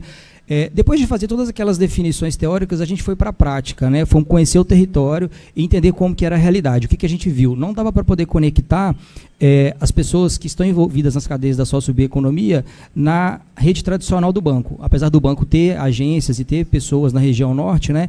As distâncias, né, toda a logística impossibilitava esse atendimento. Então nós criamos uma nova estrutura, né, uma estrutura física, né, existe mesmo o Hub financeiro de sócio-bioeconomia, a gente tem um em Belém e um em Manaus, que começou agora mais recente. Então são pessoas dedicadas, eu tenho funcionários do banco, correspondentes bancários, assistência técnica especializada dentro desse Hub, e a principal diferença desse Hub é que ele não é reativo, ele é proativo. Então, o Hub vai até as comunidades. As pessoas do banco que estão envolvidas no Hub, elas vão até a comunidade. E aí vai desde o processo de documentação, de abertura de conta, de prospecção de operações, né? Então, isso aqui são exemplos, tem exemplos aqui no Pará, né? São regiões ali que envolvem um certo deslocamento, dias de trabalho, né? Então, por isso a questão da conectividade é tão importante. Nenhuma dessas comunidades que estão descritas aqui havia conexão, a gente teve que levar por meio de ou internet via satélite ou viabilizar junto à prefeitura para poder fazer esse atendimento. Existem vários desafios, mas a gente entendeu que quem tem que superar os desafios para esse caso aqui seria o Hub, né? E as comunidades, elas têm que ser beneficiadas. Então, isso muda completamente o jeito de atendimento, né? Então, a gente pretende cada vez mais avançar dentro do território, levar todas as linhas de financiamento que a gente tem até as comunidades. Isso aqui são alguns exemplos no Pará. E esse um outro, uma cooperativa, né, como eu disse, é muito importante a estratégia de cooperativas para a gente, para o ganho de escala. Canta, uma cooperativa muito conhecida, né, dentro do meio da sócio-bioeconomia. E em função dessa visita, em função do trabalho que a gente fez lá com eles, nós conseguimos liberar uma operação de crédito agora recente, que já havia sido tentada várias vezes. Então isso demonstra a força do Hub, né, assim, de realmente conseguir e fazer isso acontecer, tá? Esse é um pouco da nossa atuação. E só comentar, né, rapidinho, um pouco que a gente tem de tempo ali, assim, o que é interessante dentro, especificamente sobre o pagamento do serviço ambiental. Todas essas operações que a gente está captando, vêm com uma parte de recurso não reembolsável, né, que acho que a grande dificuldade que a gente tem enquanto Banco do Brasil no pagamento por serviços ambientais, é quem pagaria essa conta. Então, quando a gente estabelece esse tipo de operação, começa a compor uma carteira de bioeconomia, né, eu passo a ter recursos não reembolsáveis. E aí, quando eu tenho recursos não reembolsáveis, o pagamento por serviço ambiental ele começa a fazer sentido, ele começa a ser viável. Tá? Então, eu diria que a gente está começando esse trabalho, olhando primeiro para uma carteira de financiamento, mas isso vai viabilizar a entrada de recursos para a gente poder conseguir fazer o pagamento por serviço ambiental de forma adequada. É isso. Obrigado.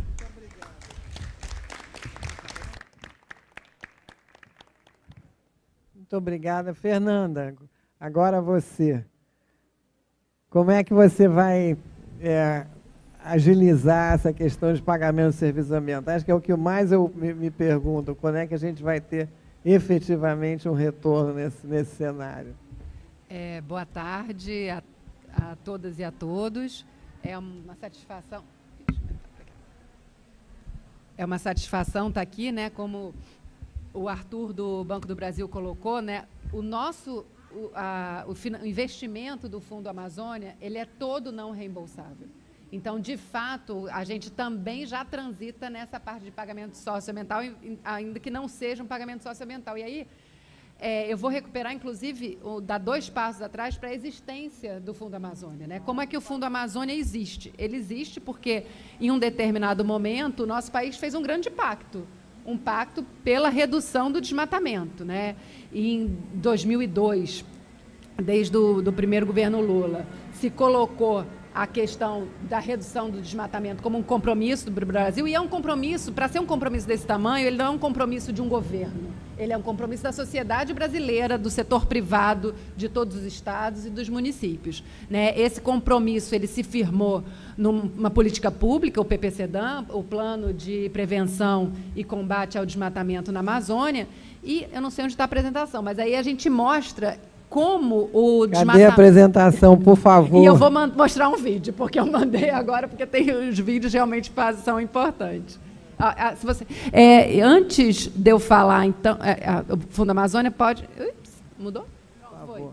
Então, esses números que eu estou trazendo aqui, né, o Brasil tinha um nível de desmatamento da Amazônia que era de 27 mil quilômetros quadrados. O Brasil fez esse grande compromisso e gerou resultados de redução de emissões de toneladas de carbono, resultados para o mundo, né? E o Fundo Amazônia é o quê? Essas toneladas de carbono precificadas e, né, a $5 por tonelada, que doações majoritariamente internacionais foram feitas para quê? Pode gastar em qualquer finalidade? Não. Essas doações teriam que ser usadas em projetos não reembolsáveis, que continuassem combatendo o desmatamento e garantindo a floresta em pé e pensando também na população da floresta em pé, porque, né, o Virgílio, a gente aprende muito com vocês, a Amazônia tem 40 milhões de brasileiros. Então, a gente tem que pensar num território muito diverso, como foi aqui apresentado o mapa pelo Arthur do Banco do Brasil, que nós temos várias realidades, as cidades são muito importantes, as cidades concentram as populações, e a gente tem que pensar nessa população que mantém a floresta em pé e que nós temos que apresentar essas atividades que mantêm a floresta em pé, que estão sendo, que bom, financiadas também pelo Banco do Brasil, como atrativas, para que as pessoas não vão para atividades predatórias e não só predatórias, como também ilegais, né? Então, isso aqui é a mesma história contada numa linha do tempo, o Brasil. E agora, né, o Fundo Amazônia ficou os 4 últimos anos parados, porque o Fundo Amazônia tem uma coisa muito interessante, né? Ele foi construído porque o Brasil fez esse grande compromisso, o decreto presidencial disse como os recursos podiam ser usados, mas como é que eu garanto essa governança do uso dos recursos, né? Eu garanto...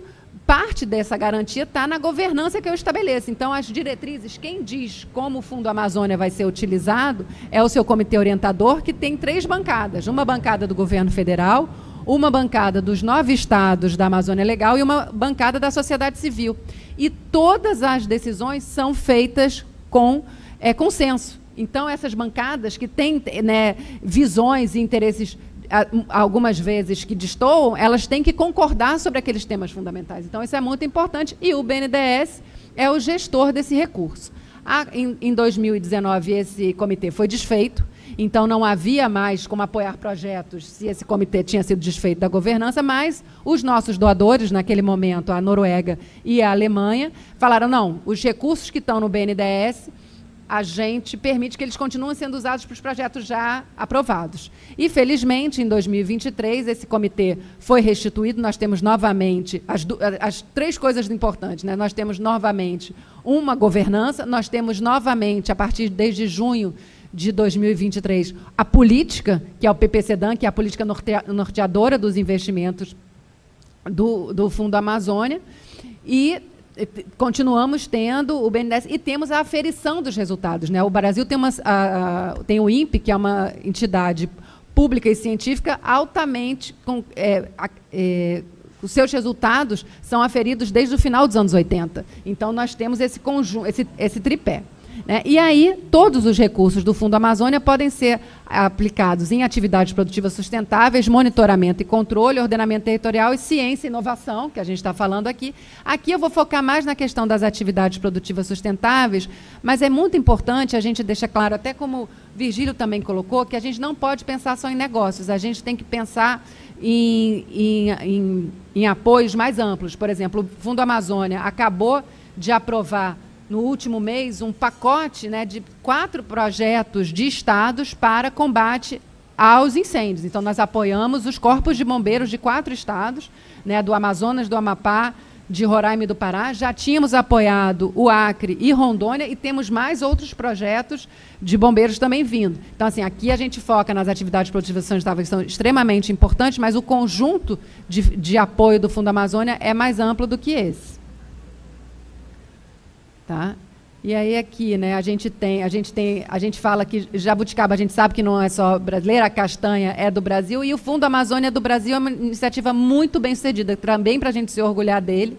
Tá? É a maior iniciativa de RED, né, de redução das emissões em função de desmatamento e degradação do mundo, tanto em termos de valores quanto de resultados. É uma ação concreta para a cooperação internacional. Né, a gente, aqui eu vou pular para ser mais rapidinho, mas a gente tinha, né, nos primeiros 15 anos do fundo, 2 doadores, a Noruega e a Alemanha. Né, estamos aqui a convite da GIZ, porque com a Alemanha a gente também tem uma cooperação técnica muito importante.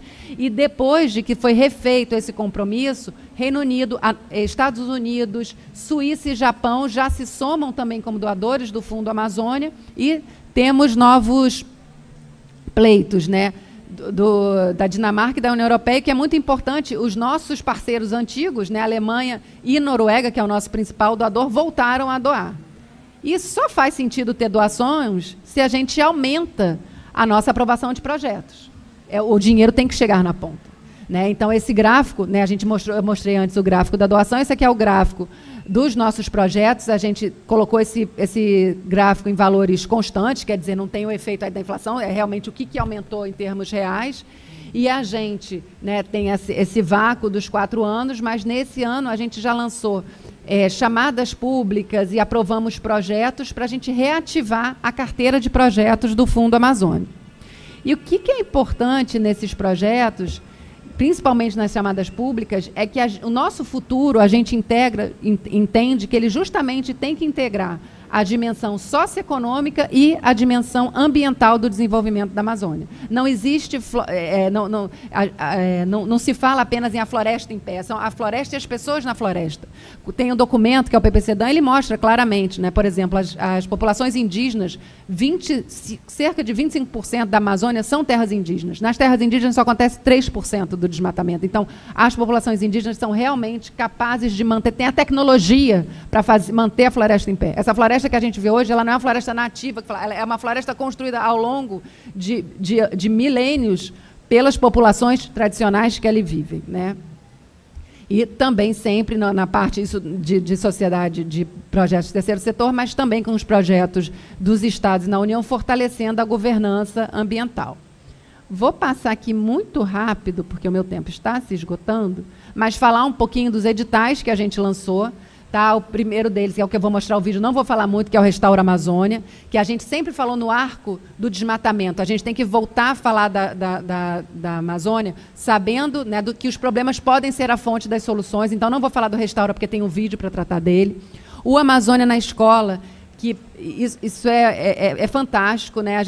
O Brasil tem há mais de 70 anos um programa importantíssimo de compras públicas para as escolas. Então, o nosso objetivo aqui foi selecionar 10 projetos, um em cada estado da Amazônia Legal, tem 2 para o Pará, porque o Pará é muito grande, para leste e para oeste, de projetos que apoiem a compra da produção sociobiodiversa para as escolas e que apoiem essas escolas a fazerem essa compra, para que elas saibam comprar, tenham a refrigeração adequada e também ajudar que a ponta, os produtores consigam vender a sua produção para as escolas. Porque, infelizmente, né, a gente tem índices de desnutrição, índices de rendimento escolar na Amazônia abaixo do que é o Brasil. E com esse projeto, já selecionado, inclusive selecionamos um projeto da FAES, foi uma audiência, uma chamada pública no Amazonas, que a gente vai chegar a mais de 126 municípios, e nesses municípios que tem quase 2 milhões de crianças. Então é muito importante o que a gente está conseguindo fazer com esse, porque a gente vai,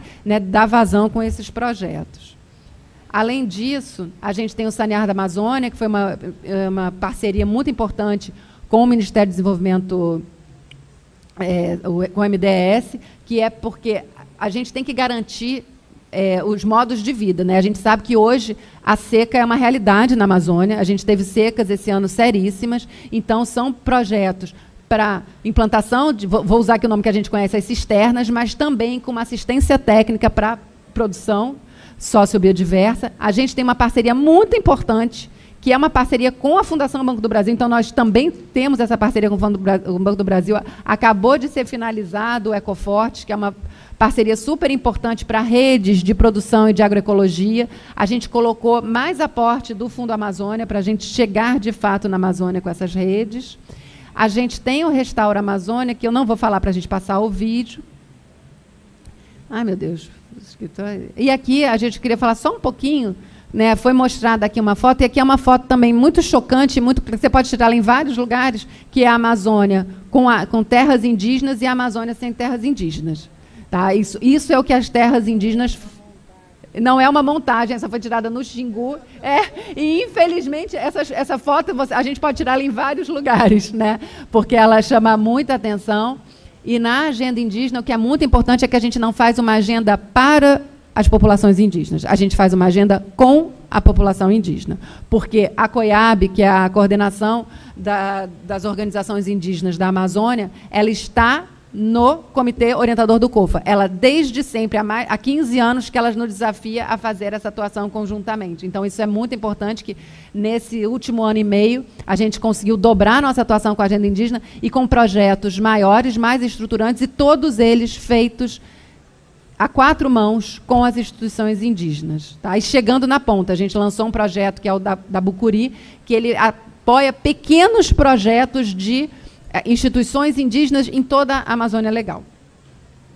Aqui a gente tem os grandes números, né, porque eu acho que é importante falar que o Fundo Amazônia está sediado no BNDES, que tem a sua sede aqui no Rio de Janeiro. Como é que a gente chega? A gente tem uma atuação em parceria. Vou usar o exemplo da FAES. Cada vez que a gente apoia um projeto da FAES, a gente chega a... Tem um projeto só que a gente chega a mais de 40 pequenas instituições de produtores, cooperativas, associações de povos e comunidades tradicionais. Então, essa nossa rede, que com 100 projetos, a gente consegue chegar em mais de 600 instituições pequenas de produtores e cooperativas na Amazônia toda. E aí nós estamos muito transparentes. fundoamazônia.gov.br, no nosso site tem todas as informações mais detalhadas, que eu já passei aqui uns minutinhos do meu tempo. Então, assim, acho que isso é importante, né? O fundo, ele é um fundo muito grande, amplamente auditado, temos auditorias externas independentes, temos auditorias de projeto, já tivemos, né, 2 auditorias muito importantes para nós do TCU, então a gente fica... E conseguimos chegar na ponta, então isso para nós é um resultado que não é um resultado do BNDES, é um resultado do país, né, que a gente conseguiu chegar nessa parceria com tanta gente. E aí eu vou mostrar para vocês o vídeo do Restaura Amazônia, que a gente agora está aprovando as operações, que é uma iniciativa muito grande do Arco da Restauração, que é justamente de transformar o Arco do Desmatamento, que até foi mostrado no mapa do Banco do Brasil, no Arco da Restauração, com todo o potencial, porque restauração é importante para captar CO2, mas é uma cadeia de valor impressionante, que emprega pessoas, gera renda e capta carbono. Então, só é um ciclo virtuosíssimo que a gente está dando o pontapé com o Arco da Restauração. E aí, se puderem passar o vídeo, eu agradeço.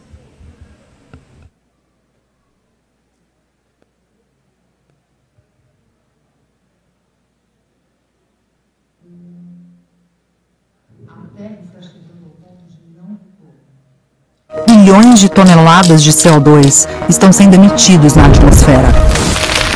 Reduzir essa emissão é essencial. Mas já não é suficiente. É preciso ir além.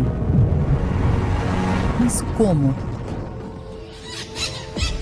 Por meio de uma tecnologia rápida, prática, barata e disponível.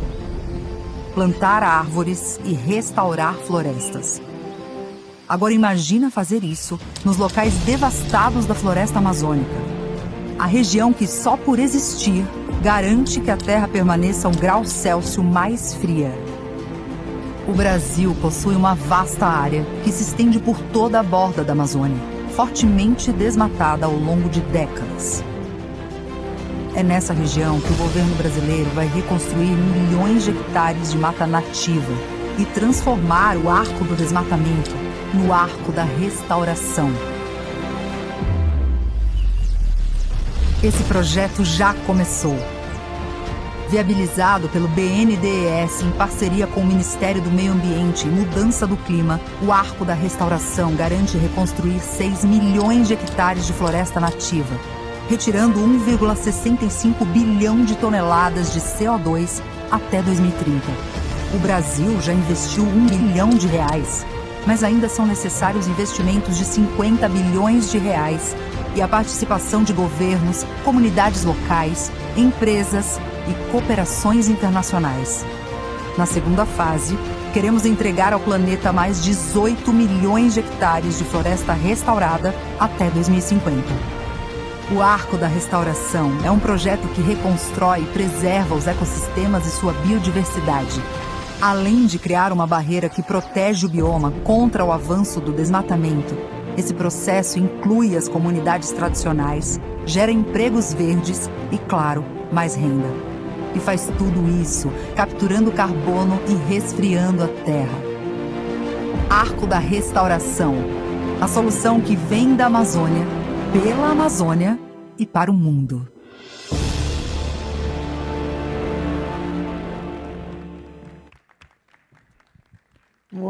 Muito bom, espetacular, Fernanda.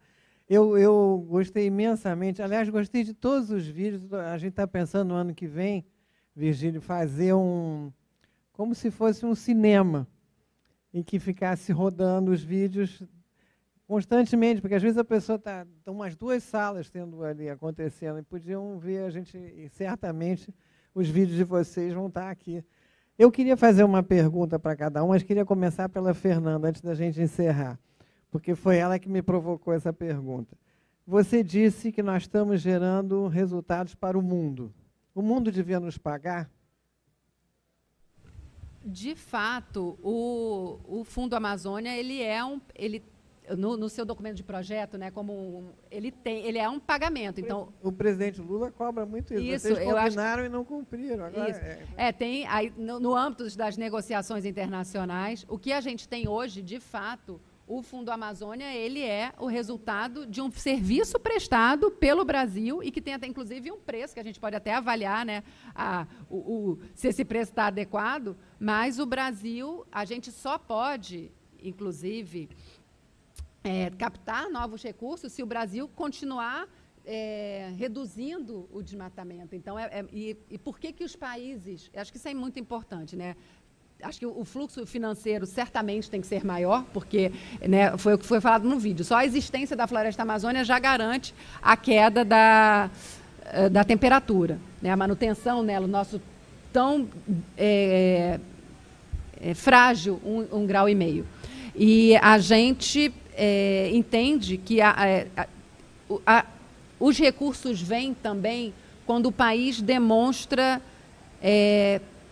no nosso caso, isso ficou muito evidente, quando o país retoma o compromisso.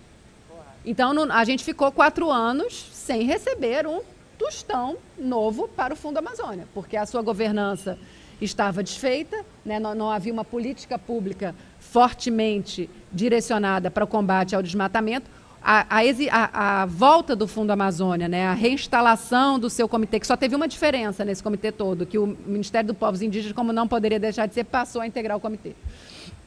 Né? Só isso já gerou mais de 1 bilhão em anúncios, né, de novos recursos para o Fundo Amazônia. Então, os países têm... Eu acho que o Fundo Amazônia é um mecanismo, é necessário que haja outros mecanismos, Não, sem dúvida, né? A gente não é essa a única forma de se fazer a mitigação e adaptação que são tão necessárias.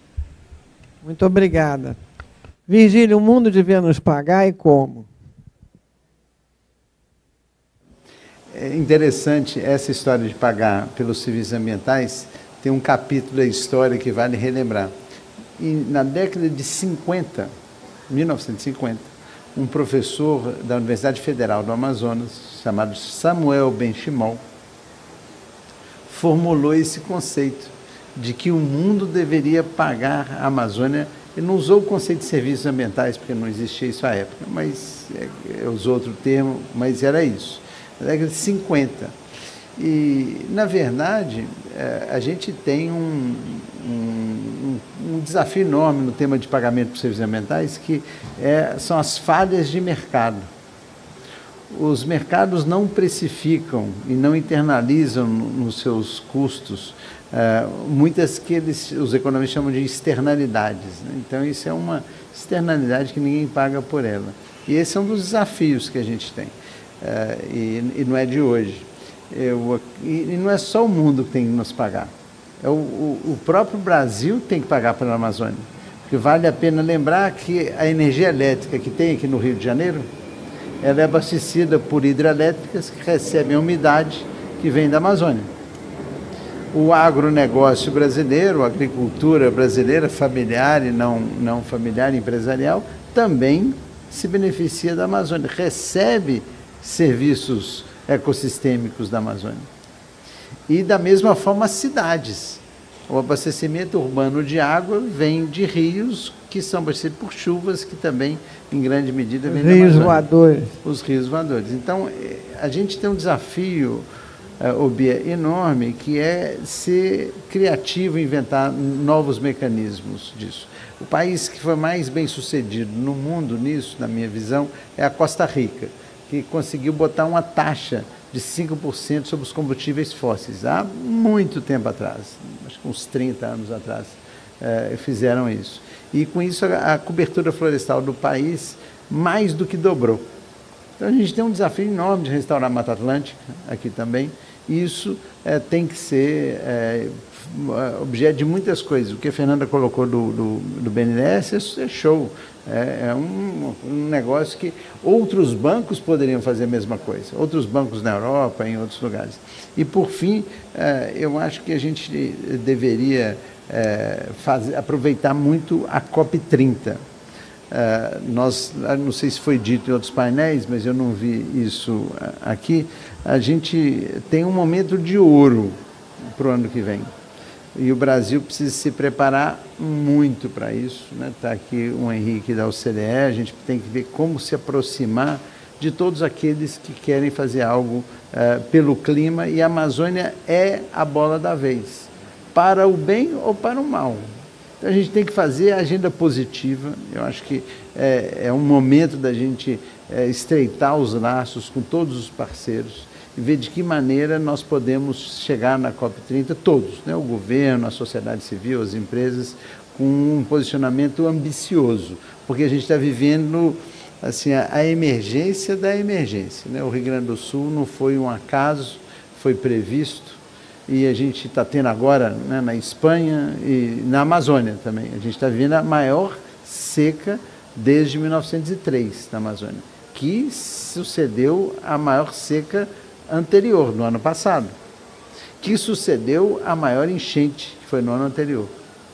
Então a gente está vivendo a era dos eventos extremos, e a gente precisa transformar essa crise gigantesca em oportunidades para o Brasil, não só criar resiliência, mas também diminuir as injustiças sociais. Muito obrigado, excelente resposta. Ismael, como é que você vê, então, esses pagamentos de serviços ambientais? Porque a Fernanda falou uma parte, o Virgílio acrescentou outra, mas eu acho que esse é o tema da vez, porque o clima, o relógio está apertando, o tempo está passando, e vai chegar um momento que a gente vai ter que cobrar mesmo. É como ele falou, cadê os rios voadores secaram, cadê o agro? Como é que o agro vai ficar sem os rios voadores? Você acha que devia cobrar? Assim, vamos, quer usar? Vai usar, então vai ter que pagar para a Amazônia. Como é que a gente vai fazer isso? Oi? Eu acho que sim, a gente tem esse caminho de cobrar, seja através de doações, seja através de taxas, mas ele é um caminho, vamos dizer assim, que tem que ser bastante trabalhado, porque as pessoas não estão acostumadas a pagar por o que elas nunca pagaram. Eu estou falando de uma maneira não, eu entendo, mas acho que é uma simplória, boa mas é porque eu acho que vai chegar um momento tão drástico que vai ter que ter outros recursos, como o Virgílio falou. Sem dúvida, mas como a Fernanda bem colocou, né, do aumento das doações como compensação pelo nosso bom trabalho aí de manter as florestas, mas eu imagino que existe um limite no qual as pessoas doam as coisas. Eu acho que seria muito bom que a gente conseguisse participar melhor de processos econômicos que geram bastante mais recursos, porque as pessoas estão tendo um benefício mais tangível, mais imediato daquela despesa, né? Então, acho que a gente consegue, por exemplo, através de agregação de valor, de reestruturação de cadeias produtivas, trabalho que está sendo muito bem alimentado, né, pelas políticas financeiras e mesmo estruturação do Fundo Amazônia, mesmo os trabalhos que nós, das organizações sociais, também trabalhamos, né? O Virgílio tem excelentes resultados também nessa construção. Eu acho que a gente consegue acessar um recurso de maior valor no médio e longo prazo, sem dispensar, é claro, uma cobrança no limite que nós conseguimos. Porque vocês notam, em todas as COPs, há uma promessa muito grande, como o presidente Lula bem fala, né? A gente acha que no ano seguinte vai estar resolvido. E, na verdade, muito pouca coisa. Mas se a gente conseguir inserir esses produtos de alto valor, de alta qualidade, né, no comércio, ou seja, há uma facilitação dos países ricos em integrar, né, globalizar essa economia que vem da floresta, que vem dos ecossistemas protegidos, né, com esse carimbo de que é um produto que contribui para a saúde do planeta, eu acho que a gente tem uma boa saída, como eu disse, sem desmerecer o dinheiro doado ou cobrado, mas vamos ajudar, vamos participar em fazer a economia sustentável da Amazônia atingir outros patamares. Arthur, a Fernanda e o Virgílio falaram aqui, quem sabe outros bancos também entrarem nesse cenário. Como é que o Banco do Brasil poderia ajudar nesse desafio que a gente está vivendo? É assustador, né? Quando o Ismael falou, os 20% já diminuiu, é muita coisa. E a gente está chegando no tipping point. Com certeza. O Virgílio colocou uma coisa muito interessante para a gente, que é a mensuração das externalidades, né? A gente trabalha isso lá dentro do banco já há alguns anos, é um desafio. Realmente é bem difícil conseguir fazer isso. Mas por que isso é importante? Que eu consigo demonstrar que o benefício de um financiamento ele vai além do financeiro. Né? Ele vai numa redução de uma remoção de gás de efeito estufa, ele vai numa recuperação de uma área degradada, tal, e tudo isso tem um valor. Quando eu consigo demonstrar esse valor, eu começo a acessar recursos mais baratos, porque para o investidor, ele não está só interessado no retorno financeiro, ele quer o financeiro e mais alguma coisa. Né? Então, quando eu consigo demonstrar isso nos meus financiamentos, eu começo a acessar recursos mais baratos, principalmente recurso internacional, né? E aí eu consigo trazer esse recurso numa forma mais competitiva aqui para o país e consigo emprestar isso para quem realmente está executando lá na ponta. Então, assim, na nossa realidade, né, o Banco do Brasil é um banco público, mas que atua como um banco de mercado, né, como um banco privado, é o que muda o jogo. Né? Eu não vou ter a mesma característica do BNDES, por ser que é um banco de desenvolvimento, mas a partir do momento que eu consigo mensurar e trazer essa visão do benefício agregado dos financiamentos, de uma carteira sustentável, né, eu começo a acessar esse novo recurso e aí eu tenho uma lógica completamente diferente, né, de funcionamento. É a forma que eu vejo a nossa participação. Obrigada. Agora eu queria pedir à sonda EBM para me dar os dois juntos uma resposta só, porque quem está estourando o tempo sou eu. Mas como é que vocês poderiam ajudar a mensurar para que efetivamente a gente possa dizer a gente está precisando que vocês entrem aqui com uma contribuição, porque a gente tem isso, X, Y, Z, para ter essa carteira sustentável que o Arthur acabou de falar. Uma carteira mesmo. Eu acredito que o uso da tecnologia permite que a gente monitore, que a gente quantifique isso de forma mais precisa, né? E eu acho que isso gera o lastro, né, para que você possa gerar as carteiras financeiras. Então, ou seja, a partir do momento que você consegue, com tecnologia, de monitoramento, de sensores, de imagens, quantificar isso de forma precisa, né, isso leva a um processo de rastreamento do comportamento, né, do que está acontecendo, e com isso você ter esse mecanismo de auditoria que dá uma acreditação numérica e precisa e certificada do que está acontecendo, né? E aí com tecnologia de blockchain, com vários tipos de tecnologia que existem, que permite você ter uma validação e uma comprovação do que está sendo medido. Não sei se o Luiz quer complementar. Não, é isso mesmo. Eu acho que tecnologia tem que ser aplicada também na parte de regulação ambiental, para que a gente consiga controlar melhor desmatamento, conseguir controlar crédito de carbono, conseguir fazer rastreabilidade, se aquele produtor ele tá plantando numa área que não é uma área de desmatamento. Então, tecnologia é para isso. A gente usa tecnologia para tudo, a gente usa tecnologia para sensor, para telefone. Então, temos que começar a usar tecnologia para essa aplicação também.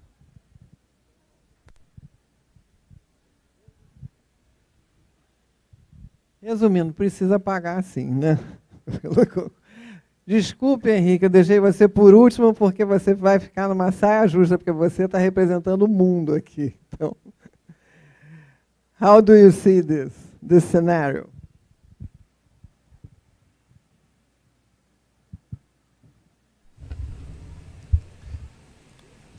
Sorry, I'm going to switch to English because the translation was in English, so I've been thinking.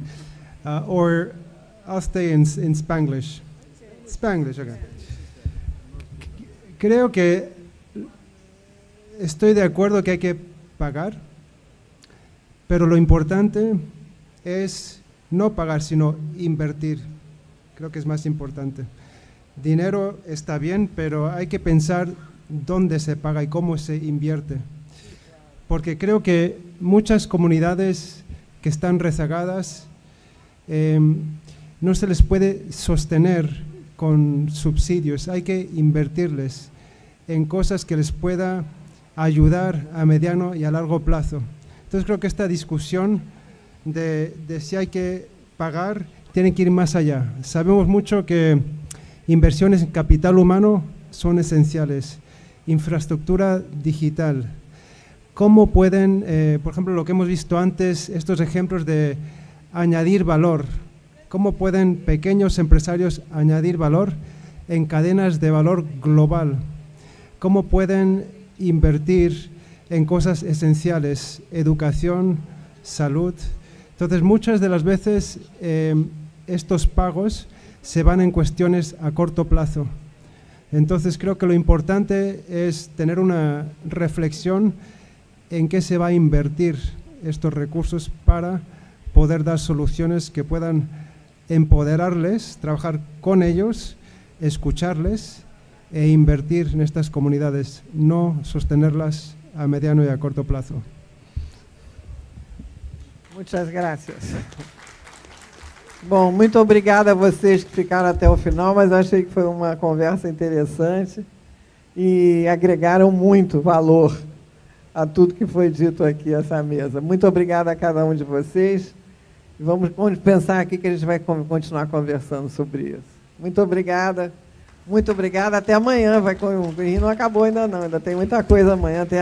Se falou no programa de alimentação escolar, nós vamos fazer um trabalho bonito amanhã sobre isso.